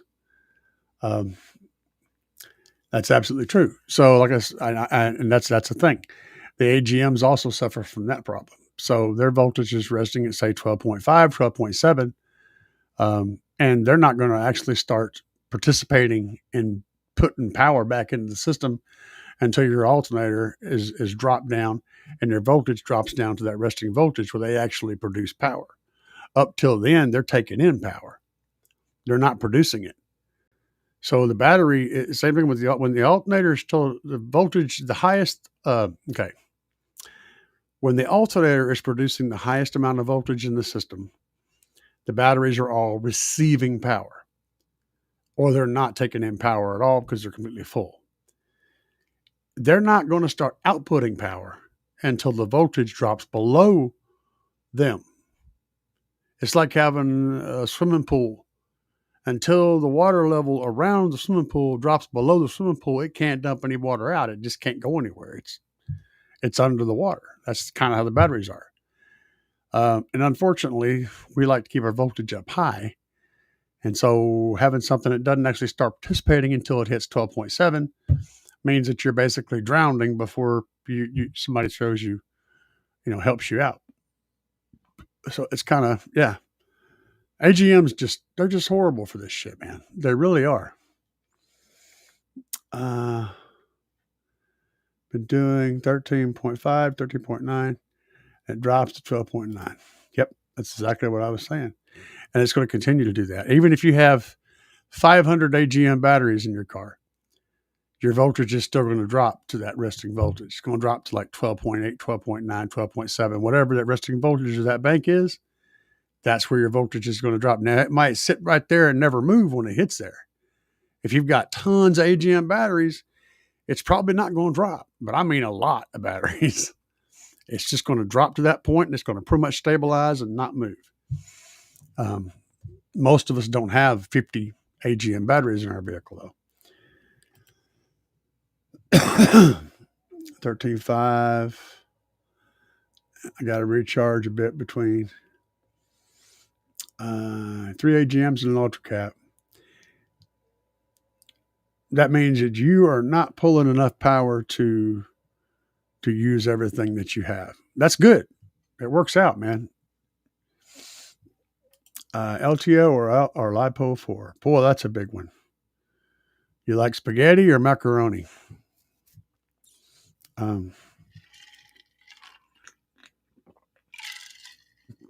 LTO is better for integrating into AGM lithium hybrids. LiPo 4 is better for that. LiPo 4 is better for systems that are running in the 14.8 volts and lower. It's also less expensive and it's more energy dense than LTO. LTO is more resilient, tougher, can take more punishment. It's less likely to fail in any kind of way. It's also more expensive. They have pluses and minuses depending on what you're trying to do. It's not as simple as picking one. They're significantly more expensive, LTO is, but it all depends on what you're doing and how much money you have to spend and how much space you have to work with and all those things. I usually go with LiPo 4 unless I need LTO for some specific reason, because it has a better set of criteria that's easier to work with, generally. Ignition wires, coils can do that also. The noise, yeah. Do you follow Terry Ray? I have watched some of Terry's videos. Good dude, cool guy. And I watched some of his stuff. I don't follow him actively for whatever reason. Most of his stuff doesn't show up in my feed. But yes, he's a cool guy. Sometimes you can go around the RCA cable, yeah. Or a resistor, yeah. Pioneer head unit, very unlikely, unless the ground is bad in the chassis. So if you have a bad ground, a lot of times it'll pull ground through the RCA cables, or it'll pull a ground through the antenna wire. That can cause noise.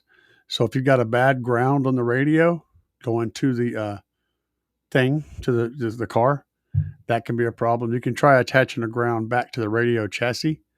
Sometimes that will help kill noise. So where your radio's ground wire runs, just add another ground wire and run it back to a screw on the chassis. Sometimes that'll kill it. It's just hit and miss, man. Bingo, my fault. I'm new to this. I'm active duty. Got in a wreck. So I got some time. I'm trying to get some good sounding music, but I'm getting that alternator whine. Hopefully some of the advice you're getting today will help you chase down the problem.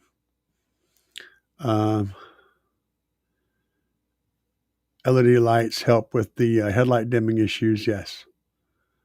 Titan 8 batteries, LTO. The Titan 8 batteries are LiPo 4. I'm just 3 days new to my channel. I'm almost certain they're LiPo 4. I mean, I'm not 100%. You can check it out yourself, but I think there's LiPo 4. I'm just 3 days new to your channel. I'm very thankful you give the best advice. I just bought the B2 SAP and a Machete mid sub. Are you talking about the DSP, the B2 DSP? I think. And the Machete mids. Oh yeah, those are great. Excellent choices, brother. And thank you very much. And you're welcome. Let's see here. Limo alternator.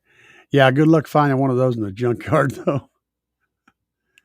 But yeah, the limos, they use the same alternator. They use those extreme duty alternators, the same ones the police cars use.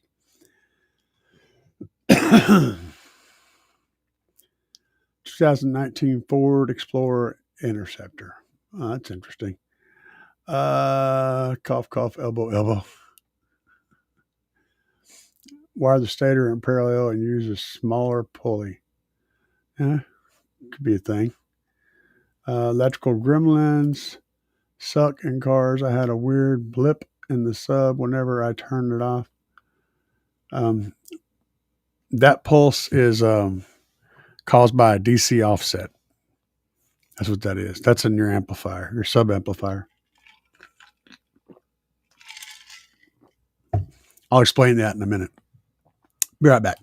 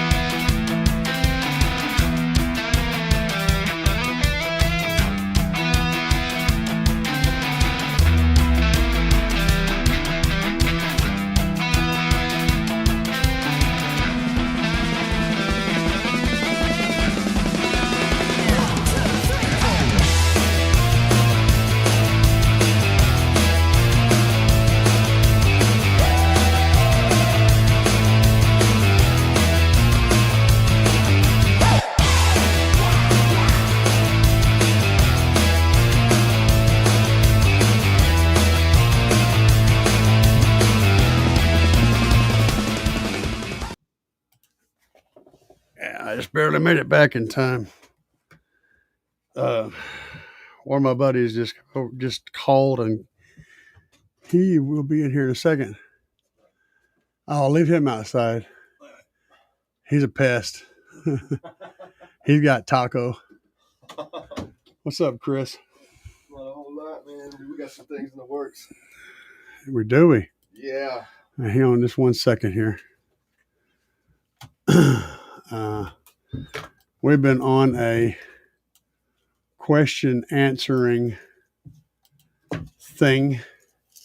I'm having cam problems. The stupid screen issues, man. Yeah, knock yourself out.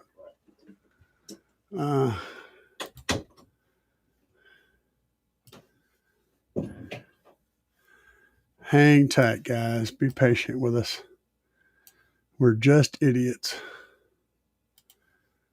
All right, that'll work. I can use that. Remember, I said I'm down to one monitor, which is throwing everything off. So I'm struggling with all sorts of stuff. Okay, I can make that work. I'm going to try to get us both in screen. See.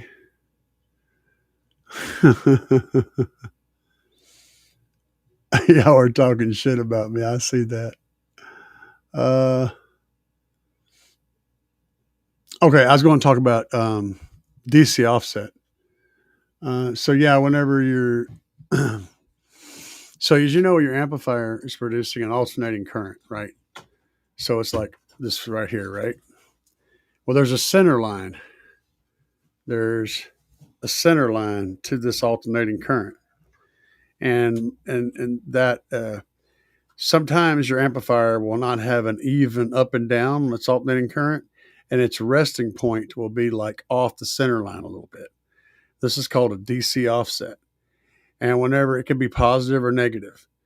And whenever your amplifier turns on, when you power it up, it will go to that center line, right? Wherever it's at. It may not be sitting in the natural center. It may be here. That's the DC offset. So that means it goes thump and moves into this position. And when you turn the amplifier off, it goes thump and it moves back to the neutral spot. The subwoofer literally moves a little bit to get to the amplifier's neutral spot. That's its DC offset. It's really noticeable whenever it's a strong DC offset. Scoot yourself over as much as you can. And I tried to give you some. Look, everybody's like, "Is that Chris?" That is Chris, man. Yeah. No. What's up, y'all? Hang on, I'm gonna work on everything. Oh, I'm turning white. Oh. You're almost a Caucasian. You almost reached Caucasian status.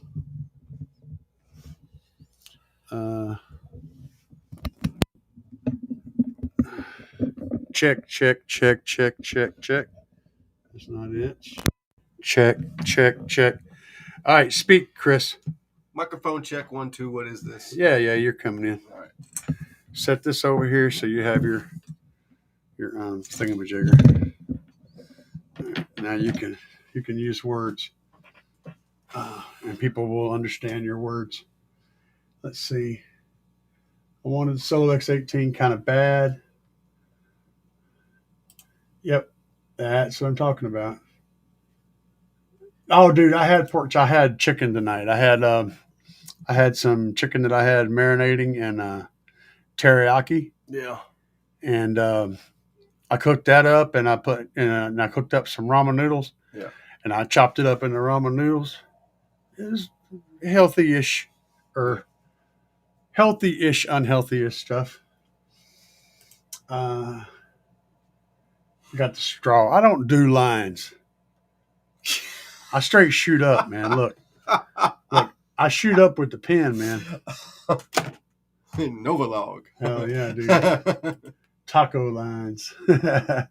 Oh, he brought Taco in a while ago. I told him to put her back out. Go get Taco. All right. I'll get him to bring him back in here. You guys met Taco yet? I'll get him to bring Taco back in here. And Java, oh, he'll come. And Java always in front somehow. Javi. Taco, taco, taco. Buying biscuits at a taco stand. Yeah. Telling on her. My fans know, neither can I. Yes, it is Christopher. Yeah. No, this is Taco. Let me see. Say hi. Everybody, say hi to Taco. I know, he's such a sweetie. He's adorable. He basically wants to do anything that I'm doing. So let's put him on top of my head. You can sit up here, Taco. Now hang on tight. Don't. Yeah. There we go. I got a taco. Everybody else have a taco hat? I have a taco hat. Wait a minute. It's falling off. Hey, what's up, Stu? You're taking back. You want your headphones? Yeah, he wants whatever. Time to mention Sony explodes. Chris is in the house. That's a roadkill. What? I'm going down the list and trying to catch up. Taco got bigger quick. He did too. Roadkill on outer skins. Sound shield on inner skins. Let's see here. Stu's in the house. The head unit distorts too much on the speaker outputs. Hola, Taco. Hola. Now, see, y'all don't know how he got his name. I told my wife, I said, cats name themselves if you give them a minute. So when and you was here that night, wasn't you? Yeah. You came in. I came in. I grabbed the towel. I had the towel. Yeah, he had the towel. So I was giving Taco his bath, his christening bath, and every animal that comes into our house gets a bath immediately because we don't let fleas get in the house. And he had some pretty good amounts of fleas. And so we give him his typical dawn bath, and he's all washed up. His little face was all wet. And, and I handed him to Chris. Chris had the towel, and he just grabbed the towel. He knew what was coming. It was pretty funny. All right, and his little face was all wet and all matted up, and his ears were sticking straight out. I can't get him to do it now. Just quit squirming. And his face was all matted up, and his ears, and he looked just like a chihuahua.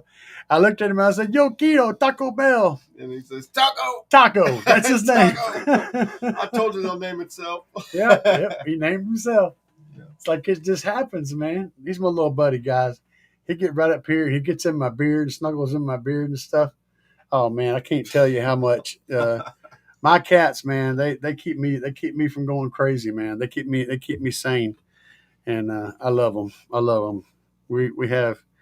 We have some really good kitties, and he's my new little buddy. So we have lots of good times together. But you want to take him back and play with him some more? Yeah. He likes Chris. He knows Chris is a good guy. What do I recommend for good subwoofers? Sony explodes. Yeah, Sony explodes, obviously. I just seen a build the other day about Sony explodes. They had 8 Sony explodes in the back of a Suburban. They had 6 8 8-inch? No, 8 12-inch Sony explodes. Okay, you said 6-8. Yeah. Okay. That's what confused me. Okay. How many was it? 6 or 8? Is it 8? It may have been 8. They had 8 12s. They had 6 or 8 12s. 1300 watt reds. The red ones? Yeah. Well, that's the silver one up there. Yeah, that's the leg on it. Yeah.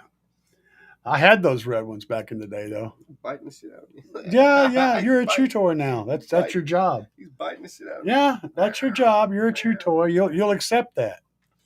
You're going to accept that position. I got your fucking belly now. That's your position in life now as a chew toy. You're going to be happy with that shit. You're a chew toy and you're going to like it. Get that belly. What do I recommend, man?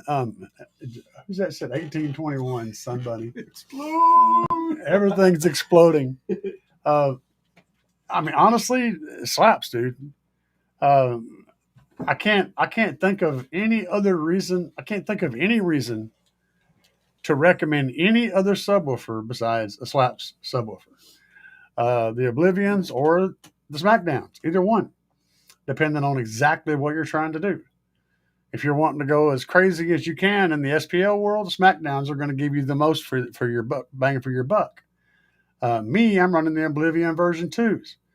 I'm doing the 157 dB off, on the glass, legal. So, I could get louder than that if I want to push it even further. And that's with a musical build.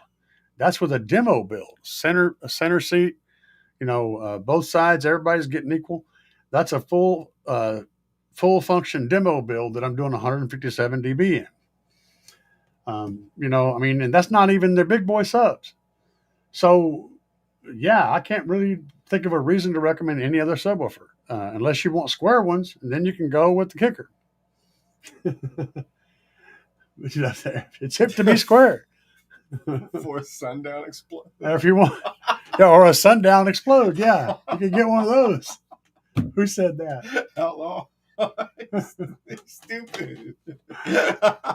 Sundown explodes, man. Everybody needs a good sundown explode.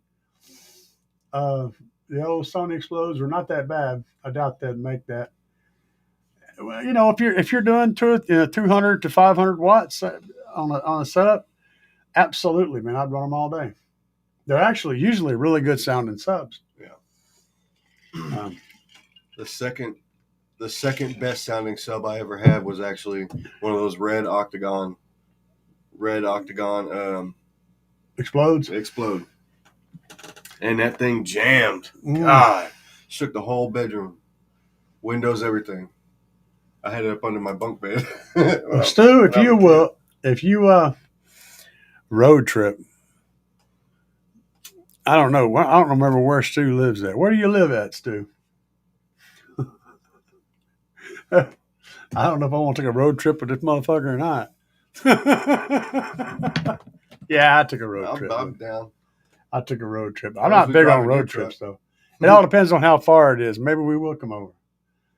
Let's see. I asked Jacob for a sundown explode. He Googled and never got back to me. I should hit him up. Probably only have to drive halfway. You'll be able to hear it. Yeah. Mississippi. Oh my gosh. Mississippi? We could make it to Memphis in one day. Yeah, that's a 5-hour drive to Memphis. Yeah. From here. I know. I've made that drive a lot of times. About, depending on where it is in Mississippi, could be about 6 or 7 hours one way. Is Tupelo anywhere near South Haven? Yeah. Yeah, Tupelo, not too far. They're both in the upper part. Mm-hmm. Tupelo is about 70 miles south of Memphis, if I'm not mistaken. And South Haven's like 20 or 30 miles. Yeah, down 55 out of St. Louis. Mm-hmm. If I'm not mistaken. Brand new window switch regulator. Hey, no problem, man. I tell you what, if you go back and look at all the comments I've got on that video, it's unreal. Like, it's absolutely unreal. I stumbled across that solution and said, you know what? I need to get this out there for everybody to be able to use, because this can be an expensive rabbit hole to go down, and I had a way to fix it without going down that whole rabbit hole. I'm very, very, you're very welcome. And he's talking about the video I have of how to get the window to roll up and down on your Chevy vehicle. The regulator goes out? No, it's just a computer thing. You got to reset the computer. Wow. Once you put a new regulator in? Yeah, but that doesn't solve the problem. You just have to reset the computer, and that fixes the problem. It's like nothing's wrong. The computer just forgets what the hell's going on. And you have to sort of power cycle the computer. Too much bass. Basically. No, actually, it just happens randomly. My head unit keeps shutting off.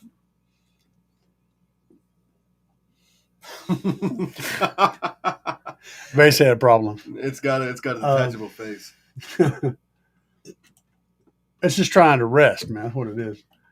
I'm more of a sound quality guy. Hey, you know what? We all do what we do. I like sound quality too. I just like it real loud.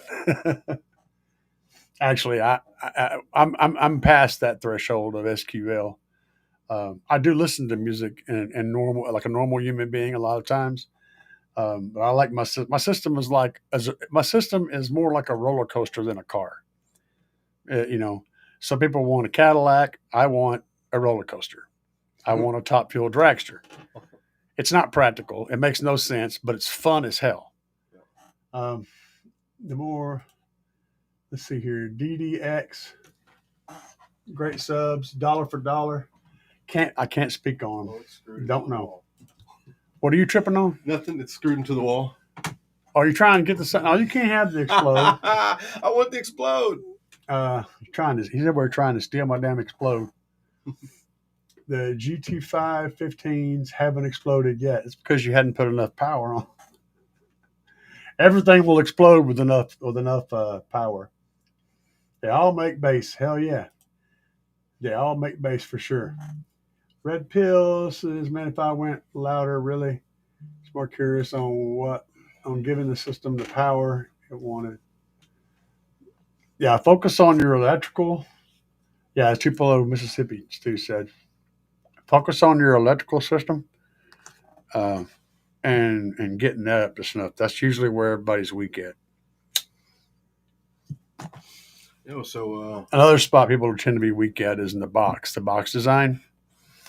The box isn't designed correctly, or the port isn't designed correctly. That kind of stuff will make your overall experience lesser. What was you going to say, Chris? We're doing all my wiring tomorrow. We are? No, not we. Me and Richard. Oh, you and Richard. Me and Richard, we're doing my wiring. I'm gonna rip my headliner out. Might not get to the headliner tomorrow. Well, you're gonna pull the box out tomorrow? No. Okay, because that's part of the headliner. I know. And you're doing the wiring anyway, right? We're putting my 2 5.25 from the back doors up front with the other 2 5.25 DS18s, and putting them in, wiring them in. Okay, so you're moving all your mids and highs to the front doors. To the front, yeah. That's what you're doing tomorrow. Yeah. Okay. And drilling the holes for the other 2 tweeters and the driver door. Putting all that in. I found another amp. Yeah, what are you running? Well, I'm running all Sundown right now. What's this other amp? Sundown 1250. For my tweets. For your tweets. A 1250. How many watts is this? Together? No, that amplifier. The 1250. If you're at 1 ohm, it puts out 1600. You're going to run your tweeters off 1600 watts of amp. No. It's a 1250. I'm going to be running four. Well, that's how they were ran originally.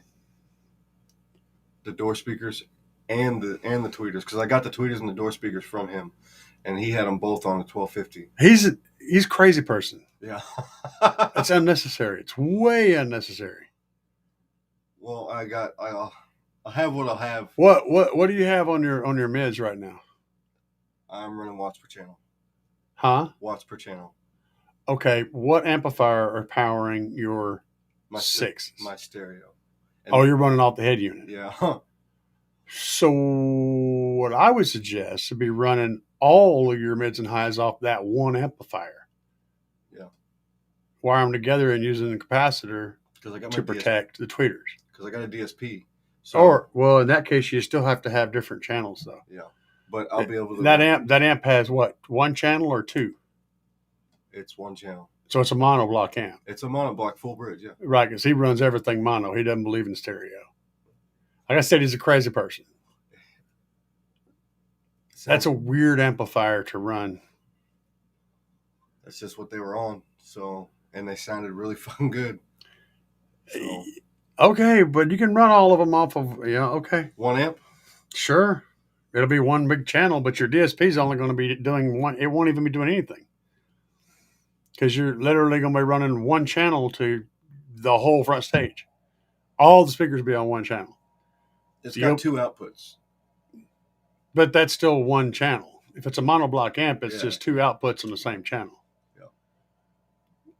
Because I remember running those. I mean, I've got a 600 watt Diamond HEX over there, 4-channel. I like that Diamond HEX. Yeah, that would run your whole front stage. And you would actually have 4 channels to work with instead of 1. You want to trade? The 1200 for it? 1250. What is it? Sundown SIA 1250. It runs 1600 watts at 1 ohm. Yeah, I'd trade with you. Straight trade. Let me think about it. Give me 24 hours. Let me think about it. Okay. All right, bet. Y'all heard it right here. We're willing and dealing. I'm just trying to keep it from making a silly mistake. Let's see what's going on here. Let me catch up with the chat. Blake, what is your source? Do you have clean signal going? Y'all are going back and forth. 1.5 more hours. Oh yeah, you got one of my AD subs. That's the AD 2000 series 12. That is a really good subwoofer, guys. I got one of them over in my big base, my big cabinet, where Bones is sitting, and the other one is sitting up on the shelf. Make sure he sits that back up there correctly. Now, Chris, why do I have that subwoofer turned that way and not with the magnet up? Because you don't want to damage the foams around. I don't want to cause actually, I don't want to damage the spider. You don't want to put pressure on the spider. Right, the spider. Push the spider out of center. Yeah, because you're competing. You're making impedance. It'll cause the spider to rest in a off center position. You never store them that way. You can carry them that way in a vehicle or something, but you don't ever store them that way. Yeah. Now he's got the Hyanka 15. That's actually a hell of a sub too. I'm impressed with that. I pulled it out. It's a whole lot bigger than it looks on camera. I pulled that out to put the 12 in there. And what size voice coils it's got? I don't know. I don't remember. 2-inch? 2.5 inch, or I think it's a 2.5, maybe a 3. 2.5, I think. Looks like 2.5. Yeah, that sounds about right. Yeah. That's I think it's rated a little higher, but somewhere between 500 and 1,000 watts make it sub real happy. Yeah, it's rated what, 15? Yeah, I think it's rated 15. I wouldn't put it on 15 for a continual basis. No. I know that Bayside 91 had 2,000 watts on 4 of them, 2,000 watts a piece. Yeah. I had 2,000 watts on each one. It is, but I wouldn't run them that way. I'd run them a little lower than that. Don't be crawfishing now. Let's see here. People ask for sub recommendations and don't give vehicle their specs. Yeah, I know. It's kind of that's the story of my life, dude. Let's see here. Solid equipment either way. I got to catch up with my chat.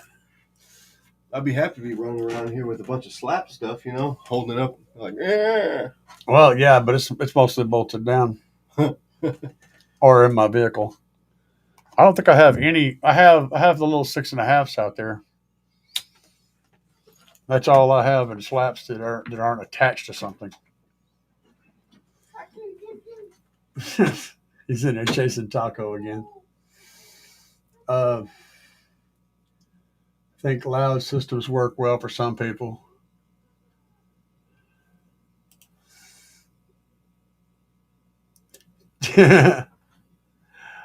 It's like I said, it's a thing. You either tickles you or it hurts you, and most people have.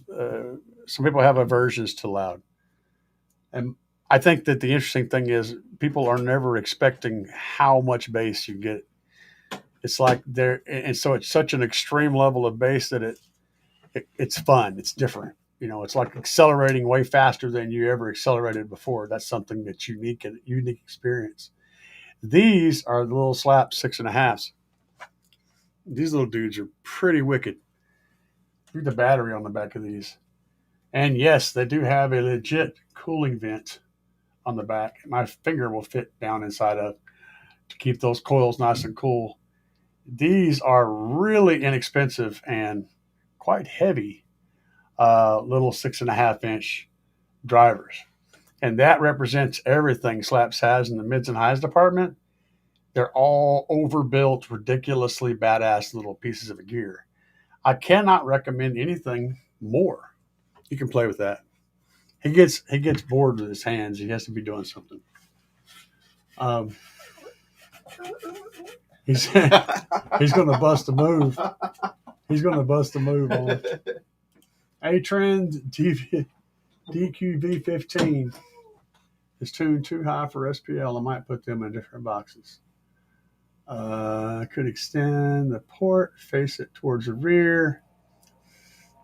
There's a harness in the headliner that runs down the A-pillar of the junction box left to brake. We're getting into something I'm not familiar with here. Need multi-channel for mids and highs. Yes, I agree. Yeah, our buddy Richard, another crazy person in our group, he runs everything in his vehicle mono. He doesn't run stereo.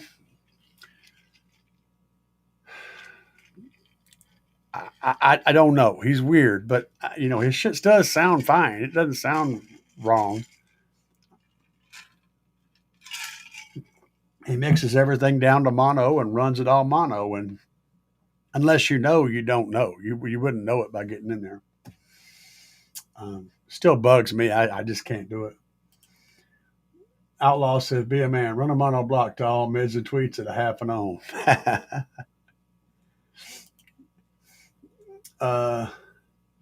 2 bass blaster, 18-inch subs, 2,000 watts. I want to do a 6-order box. Is a non-wall box going to be windy still? Would it be better to get a 5K or an 8K Tar Amps Big Boss? What do you got? Oh, you got the taco. I got the taco. He'll keep you busy for a while. All right, so you can get windy on a non-wall,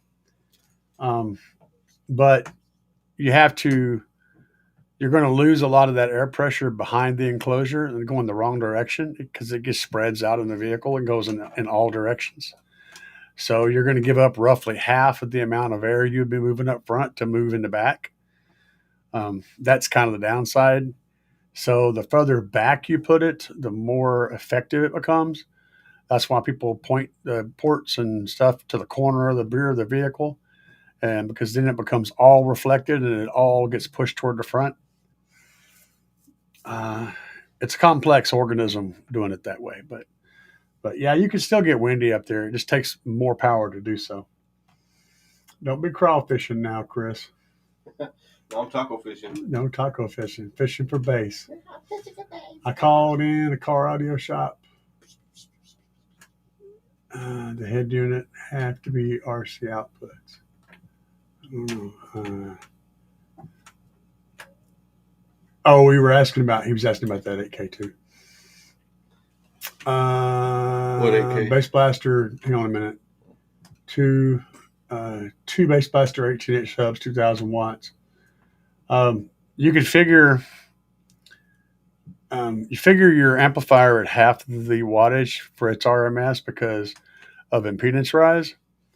So I would say the 8K would be the better amplifier for that setup because at 4 ohms, which is where it's going to be hitting its maximum amount of box rise, it's going to be making about 4,000 watts, which is still right on point for those subs. So yeah, I would run the 8K for that setup. The 8,000, the 8,001, the one I got now. No, this is his question. You got to be keeping up with the questions if you want to know what I'm talking about. Don't be crawfishing, fishing for bass. John, usually they just die completely. A lot of this stuff is people talking back and forth. I got you. It's probably necessary, but it's always better to go bigger. No, like I said, you figure half. If you want to know how much power you're going to need, where'd you put him at? Outside? If you put him down, he goes outside. He doesn't get to live on the floor in here. You got to hold him or put him outside. Okay. Because there's way too much shit for him to get into in here. But yeah, you always want to go with what I said. I'm running my KS 6x9s, 3-way components, 100 watts to each treater, 120 to 2.5 inch between. That sounds solid. I finally made it to the bottom. Christopher on the 1s and 2s. All center channel. I'm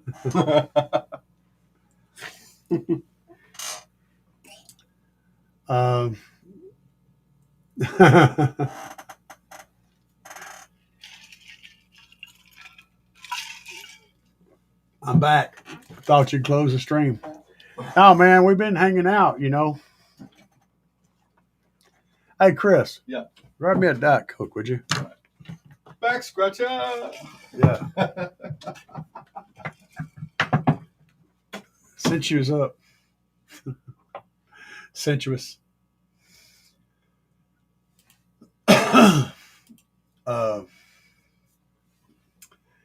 Outlaw said, I got a box rise issue I can't seem to solve myself. Whenever I go over bumps, the box hits the ceiling.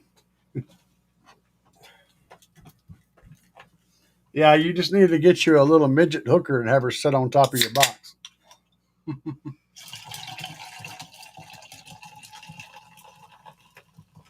And if you don't have a midget hooker, you can get a regular hooker and cut off her legs. They don't run as fast that way.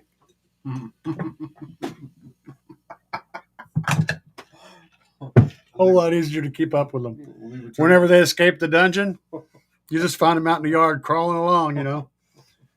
Leaving a trail of go, yeah, you can go with your net and go net them all back up, put them back in the basement, chain them back up. All the rise. Sounds like you need better enclosure. Hell yeah. And the straw for the Diet Coke lines. Hell yeah.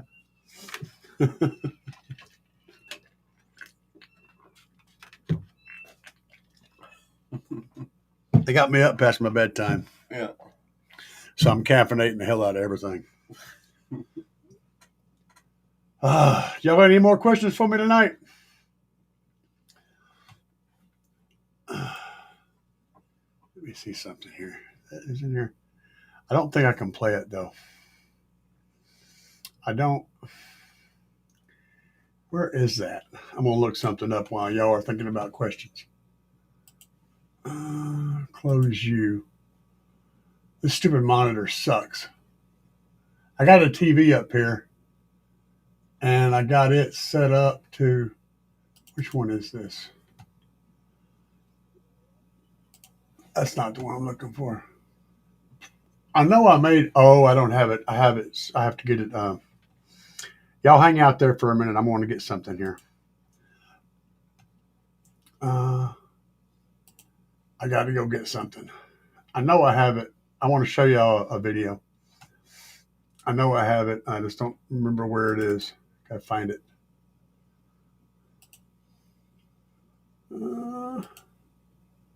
That's not it. All right, we got to go a different route. Y'all talk amongst yourselves. Wait, you know what? I'm a squirrel chasing fool, man. I am a squirrel chasing fool. Right now, I'm chasing a squirrel. Is this it?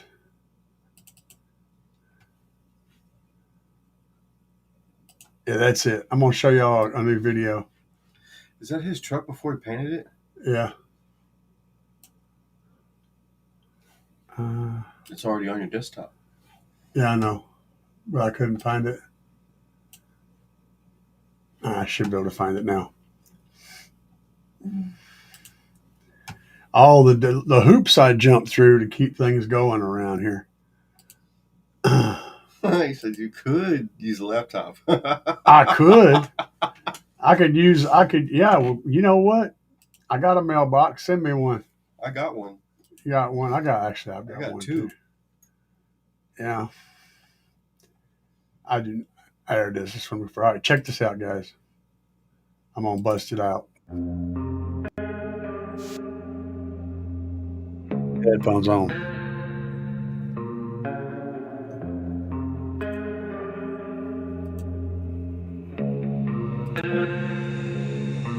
Feel that rumble in your chest when the streets get dark.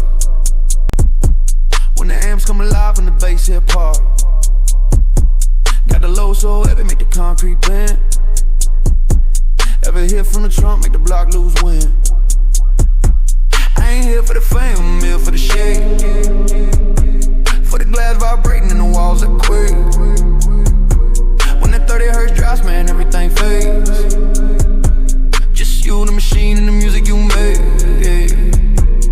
Subs flex hard like the breathing fire. Voltage on strong like a live wire. Tune so low, it'll rearrange so. Lows cross slow like they hunt for ghosts. From the Tahoe walls to the trunks on lock. Every bill get loud when the meters pop. Anything in the world like a vibe we chase. Just a bass head life and a bass head space. Bass. Deep like a heartbeat buried in the ground. Bass. Shake the whole city when I roll through town. Bass.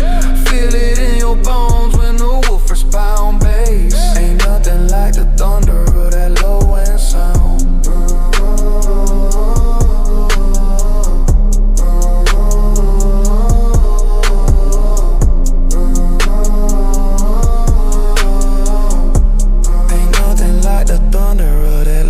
Baseline creep when I roll real slow. Let the pressure build up to the door might blow. Neighbors peek out cause they feel that way. Rattling the frames like a backyard grave. I don't brag, I just flip that switch. Let the lows dig deep like they dig in the ditch. Every beat hit clean, every note hit true. When the bass come alive, it'll speak to you. Midnight hit and the lot fill up. Every ride tuned tight with the big bow guts. Walls on fire like a tremor inside. Trump bills thump with that old school pride. Crowd step back when the roof starts flexing. Beaters jump high like the scores impressing. Ain't nothing in life, give a rush this strong. When the bass drop hard, you belong to the song. Bass. Deep like a heartbeat buried in the ground. Bass. Shake the whole city when I roll through town. Bass. Feel it in your bones when the woofers pound. Bass. Ain't nothing like the thunder of that low end sound.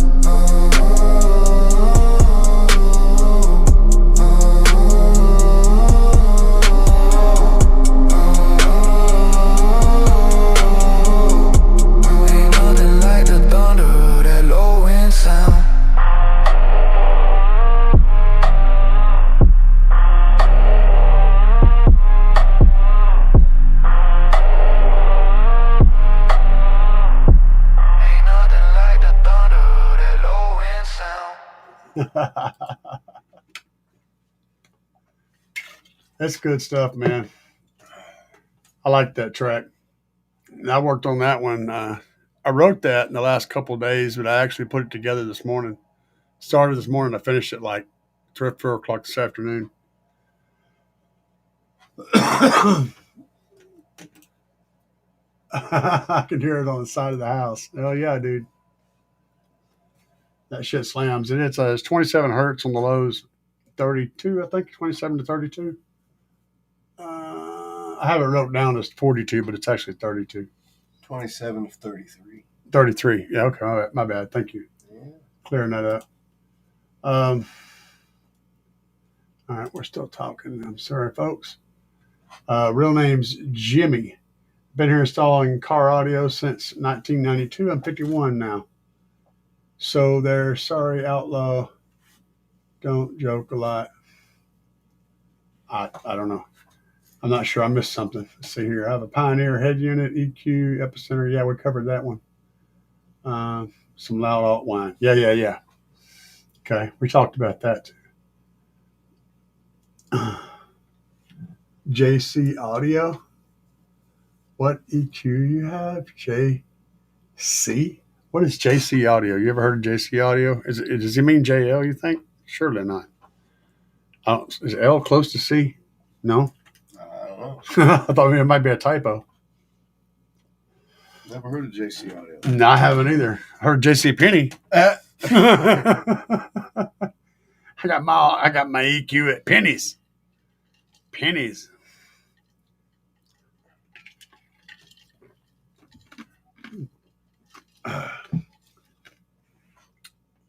What is this? I brought the ground loop isolator and connected it to the head unit, and it went away for the most part. Yeah, call my mom. Oh yeah, but you also lost a bunch of eyes. You may want to go in the bathroom. That's a good spot.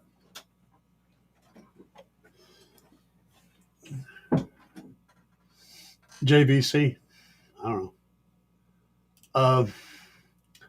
So I'd start by bypassing the EQ and see if that cures it. Keep bypassing units and you'll find the one causing it. Yep. A lot of times losing the ground on something will cause it to pull the ground. See, almost all equipment that can be powered on that has RCAs running to it for some reason or another, whether it be an EQ or a DSP or anything, if you disconnect the ground wire to that, it will pull ground through those RCAs. And that would definitely cause a loud whine. Or if the ground wire you've got connected isn't a very good ground, it will still pull power through the RCAs. It'll pull that ground through there. And that causes whine.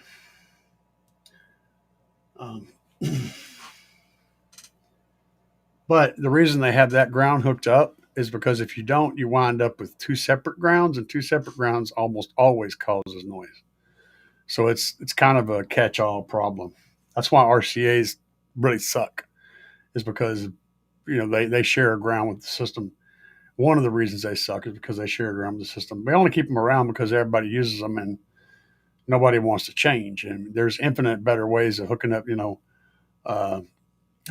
a signal connection that are, all of them are better than RCAs, but we're still stuck using RCAs.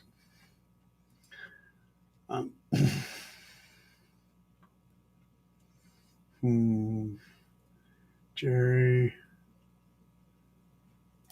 Is Jerry Ain't Loud still on YouTube? Yes. He's moved to Missouri and he still does the channel. He changed his name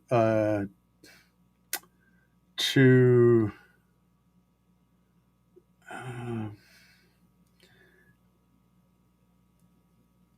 Jerry and something.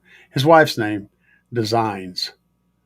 But if you look up Jerry Ain't Loud, you'll still find his channel. Yes. For whatever reason, I can't remember his wife's name right now. Let's see here. Head unit. Or amplifier possibly. Also check to make sure none of the RCAs are pinched anywhere. Sure.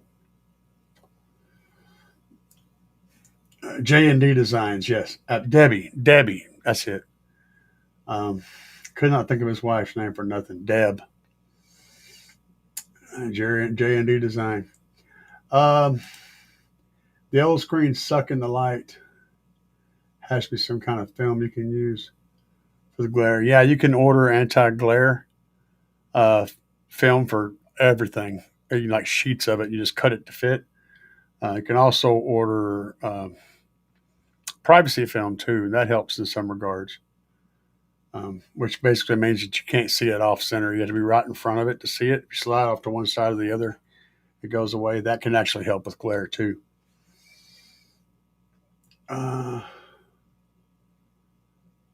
Let's see here. Everybody's answering. Hello, you guys, man. You're all so awesome. Bunch of great people, man. Hey, if y'all hadn't hit that like button yet, be sure and slam that like button. I love likes. The internet loves likes. We do this kind of crazy stuff on a weekly basis, and all you got to do is just click a little button to make my life better. I appreciate it.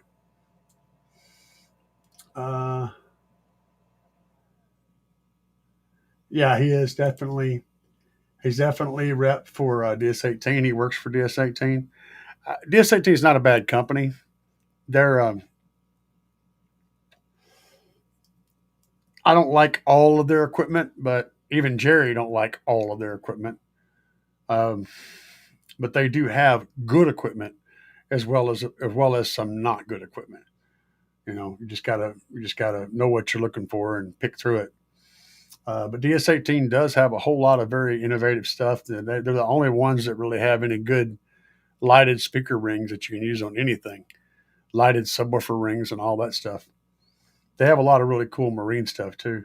It's a pretty cool company all the way around. Not perfect, but pretty cool. Uh, I bought a whole new set of OFC ETC and it came with RCA cables. Okay. That's cool. That ain't far from me. Or you, right then I'm right in the line between Bentonville. Yeah, Springfield. He lives over. I live in Springfield. He lives over um, south of St. Louis, quite a ways, about halfway down the Missouri state and over by the border there. I got his address. But anyway, it's where he lives. Engine grounds, etc. Use a grinder to get a solid metal ground to. Yeah, William, you aren't too far from me. The epicenter should be first, then your crossover. Uh, Ground straps, yes. Almost always the ground straps are a problem. So if you haven't already hooked up a better ground in addition to your ground strap, you should definitely do that. I'll leave the ground strap and I'll just run another ground right where the ground strap is on top of it, and then I'll run grounds in other places. I like to run a bracket ground from the alternator to the body, and then one to the frame or to the engine block. More grounds is always gooder. Can't go wrong.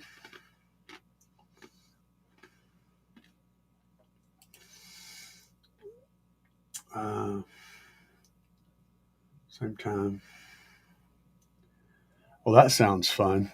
You can make your own cables, RCA cables, if you use Cat 5 or Cat 7. If you get some Cat 7 cable, Ethernet cable, it's triple shielded. So it's shielded, twisted pair, and then shielded again, which means it rejects noise like nothing else on the market. And you can make those cables with just order some cable ends and build your own cables. And you can make four. You can do a 4 pair on one single Cat 7 cable. Tons and tons of shielding, and yeah, they're perfect. You don't have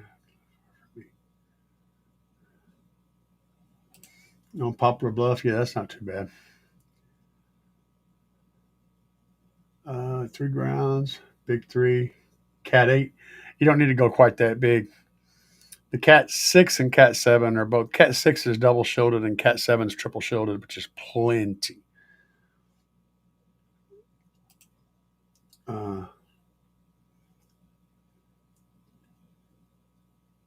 Urban use a center hub. 5 or 6 should work just fine. Yeah, I don't. I steer away from 5. Five's just twisted. It has one shield, but it's not a very good one. It's not ideal. 6 or 7 is what I generally tell everybody to grab. Um, you can. I mean, it's not gonna kill anything. Everybody talks about this running your RCA separate from your power cables, but I've tested this theory. We took an RCA cable, a 16-foot RCA cable, and coiled it around the power lead, like coiled it around and around and around and around, all the way down the power lead, and got zero noise out of that system. Um, so I really don't think that's a thing. I mean, is it potentially possible? Yeah, maybe. If the RCA isn't twisted, It could pick up some noise like that. I mean, it's possible. But the reality of it is, you're not going to have that happen. If you're running a decent pair of RCAs, they're going to reject all that. The problem's going to be someplace else. It's just the reality of it. Somebody will explain the big three.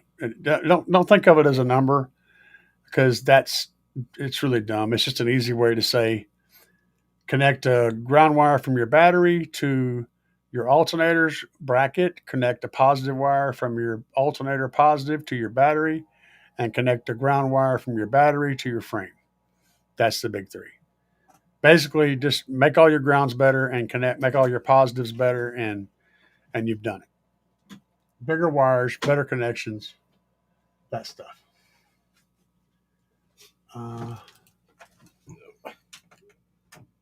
I never play below 1 ohm on any amplifier. Not because they can't, but simply because I don't. Race our drag boat at Wheatland.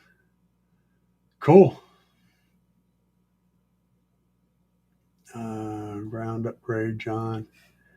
3, that's not quite right, but it's close. Make sure your RCAs are ran away from your power wires. Probably not the issue. Better safe than sorry. Sure, I'll buy that. RCAs on passenger side.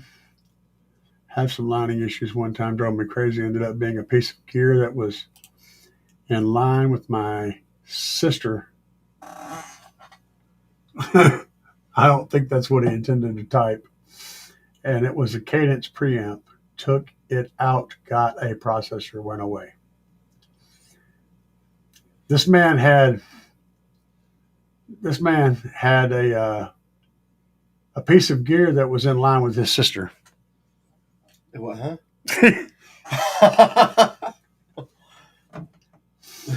He said he had some lining issues one time and it drove him crazy. He had a piece of gear that was in line with his sister.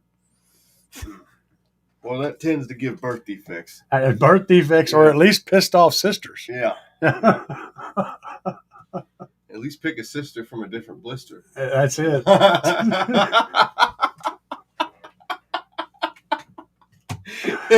Typos are the best, man.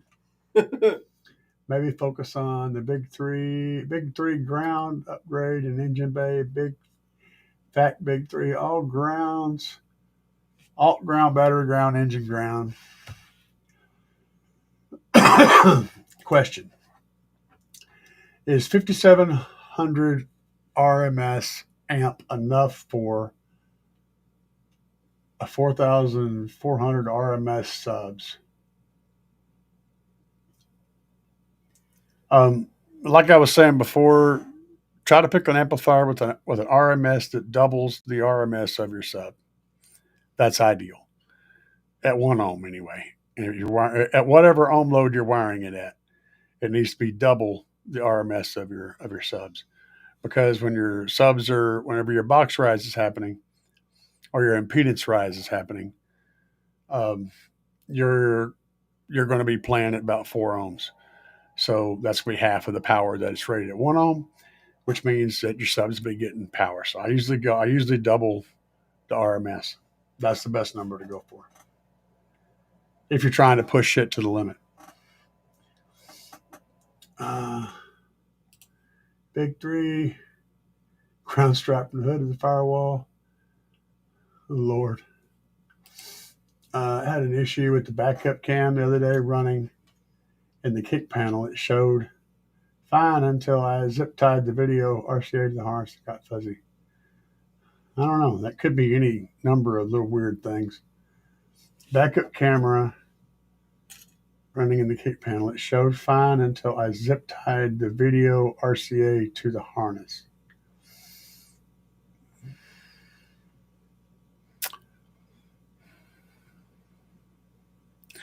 That could be a magnetic interference in the camera sensor. You could try putting some foil tape around the camera or something. That might fix that. I don't know.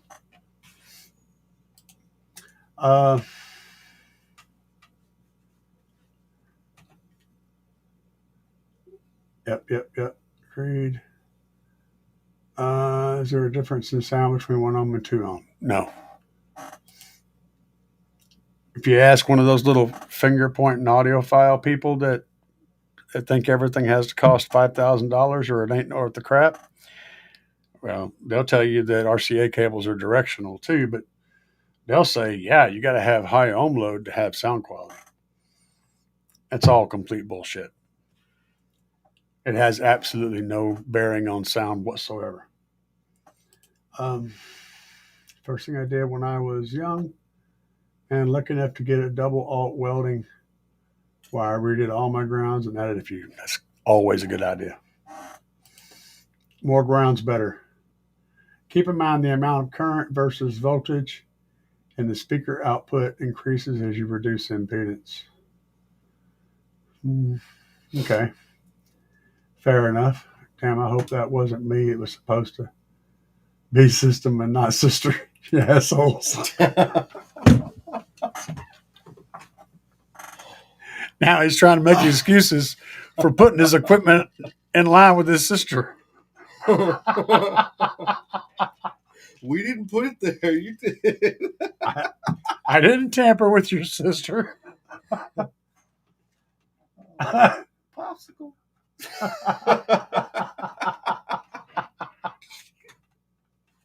I love typos, man. Sometimes they make for the most hilarious freaking questions. Oh my God. The Grey Poupon, yeah. Grey Poupon. Pardon me, sir. Would you happen to have any Grey Poupon? With a hint of Asian pear. Christopher, I got some ice cream. You want to come on in here and get some of this ice cream, Christopher? I don't know. Don't touch you want to pet my kitten, Christopher? Doesn't look like a taco. You want to pet my kitten, Christopher? Look how furry he is. Oh, pet my chicken. Pet my chicken. Oh, let's see. You guys are a hoot, man. Directional RCAs. Yeah. You better believe it. Does it have a battery on it?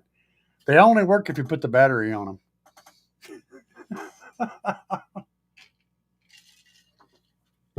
I want to run my RCAs like if I get another amp.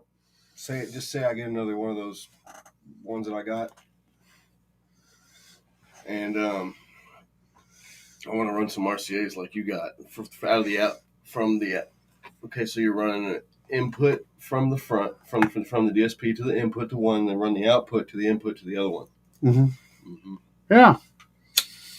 But I need to get dual 4 ohm subs. Oh, to run 2. Yeah, you need dual 4s to run 2, dual 2s to run 4.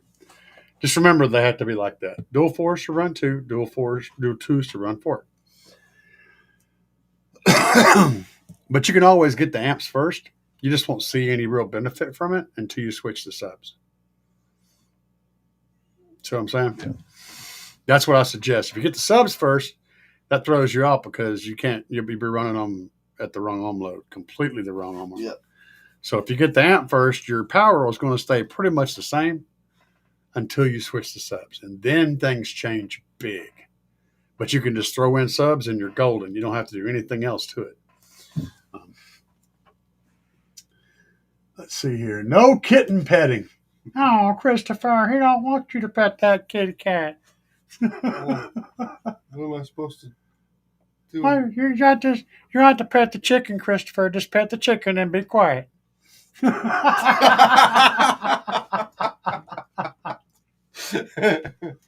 Oh yeah, absolutely monster cables. That's it. So now you really sound like the SQ crowd. I know, dude, for real. So look, I actually owned some directional RCAs back in the 90s. Oh, you got the big AD. Yeah, see, I could run this. I could run this for my mids and highs.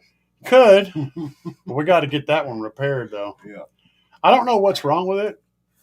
And actually, Carmel wasn't even sure there was anything wrong with it. That JL's bigger than this one, isn't it? Yeah, but it ain't got that much power. Yeah.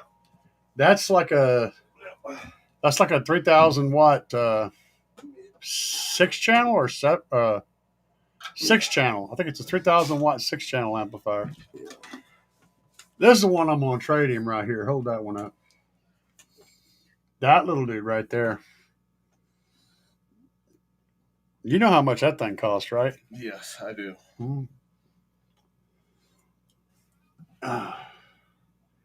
Let's see here. Always ended up running backwards. Did it make the people talk backwards? Like, did you hear the devil and stuff?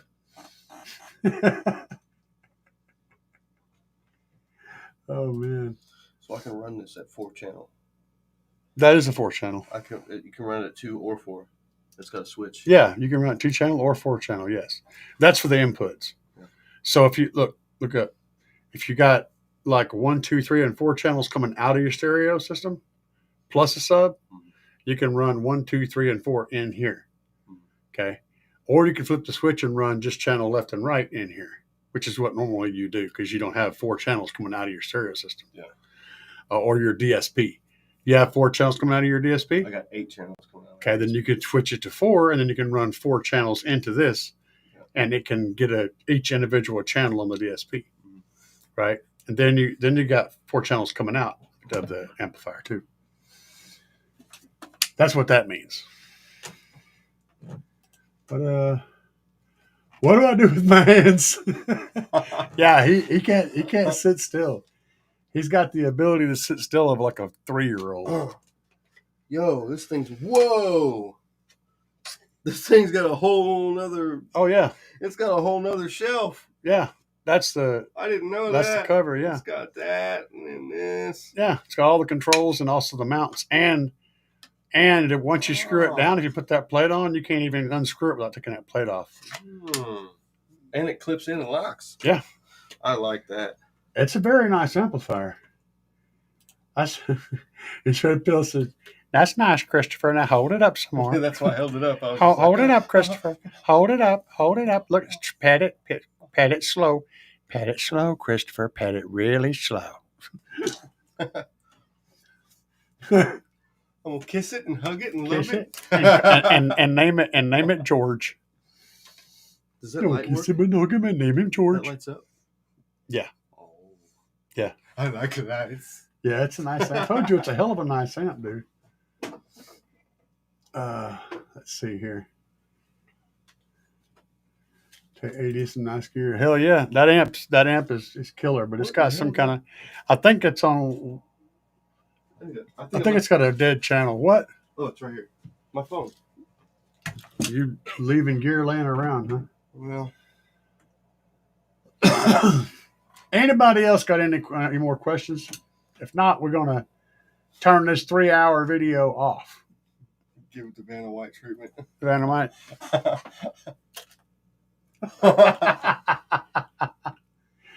And your showcase. Yeah. Please rise for the singing of the national anthem. Christopher, come on down. Yeah. You're the next contestant on The Price is Right. Come and get your brand new amp. But wait, there's more. There's more. You've got to pay $6,000 in taxes on something that costs $5. 3 easy payments of $5 million. Yeah. Sunday. Are we on for Sunday? I hope so. Should be, unless I'm having a really shit day. We're going to try. What's up, man? Make great money. Hey, that's a good name. I like it. 2 15-inch subs in an SUV facing back or facing up? Facing back. Yes, there's a big difference. You'll get more output facing them to the rear because you're stretching out that sound wave, and you're allowing lower sound waves to mature up front. So if you got 2, I would face them back. And then you're going to need to sound deaden the living shit out of your rear door because it's going to catch all kinds of vibrations. Let's see here. The one I can't pronounce said, would you recommend I have someone to install a Trunk Thunder 5 or is it easy? It hooks up just like a regular battery, man. It's a piece of cake. If you can't, anybody that can install a battery can install it. Just make sure you hook it up with short wires running to your amplifier, and then run the power and ground that was running to your amplifier to it. It's going to make tremendous difference in your overall power handling capacity.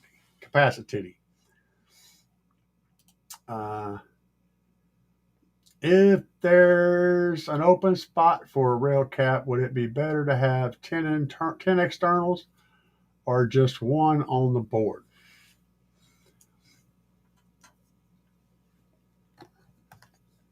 More capacity is more capacity. The closer it is to the power circuit, the better. But having more a little bit further away is better than having less really close. Me too, Stu. I am glad myself. It lasted for a good solid 2 weeks. It's absolutely atrocious. Yes, I was rough. Hold up. William Bill said, "You have a good night. I'm out." Good times, man. We all love a good laugh. Everybody needs to enjoy themselves and have some fun. Make Great Money said, "Just bought 2 B2 amps today. My discount code." Sweet. Let me see if I got an email. I do. I got the email. You must have just bought them recently. Nice. I love it when a plan comes together. Appreciate that. It was actually 2 lungs and 1 testicle. No, it was 3 lungs and 2 testicles. Just call you wizard. I was thinking the same thing. I was. But, let me show you my arm over here. Y'all see that? Really can't see it really well. But it says Wiz. And there's a long story behind that. It's a little cheaper if I buy more of the sweet. All right, guys. Well, we are going to get the duck out of here. You guys have been awesome and amazing. Remember to treat your friends and your neighbors with respect, and treat people that you meet with respect. Show love to everybody in your neighborhood and everybody that you encounter, because each of you can do your part to make the world a better place. You guys have an awesome day. Let's get the duck out.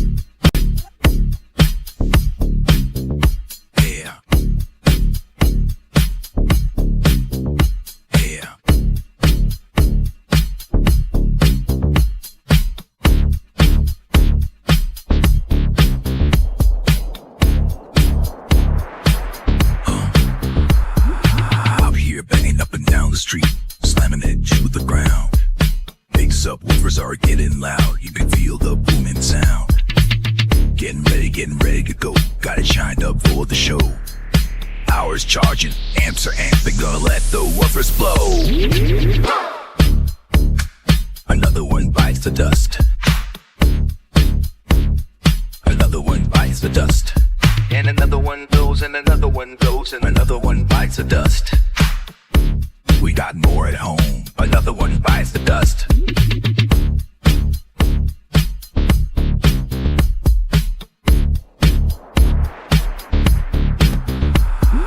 Wires are glowing and the amps smoking, subs are cherry red. Let me keep jamming, gotta keep the bass slamming, gonna go hard till they're dead. Full power, gotta let it go, 20 hertz in the floating air. Sparks are flying, voice cords are frying, and the smoke is in the air. Another one bites the dust. Another one bites the dust. And another one goes, and another one goes, and another one bites the dust. Hey, we got more at home. Another one bites the dust.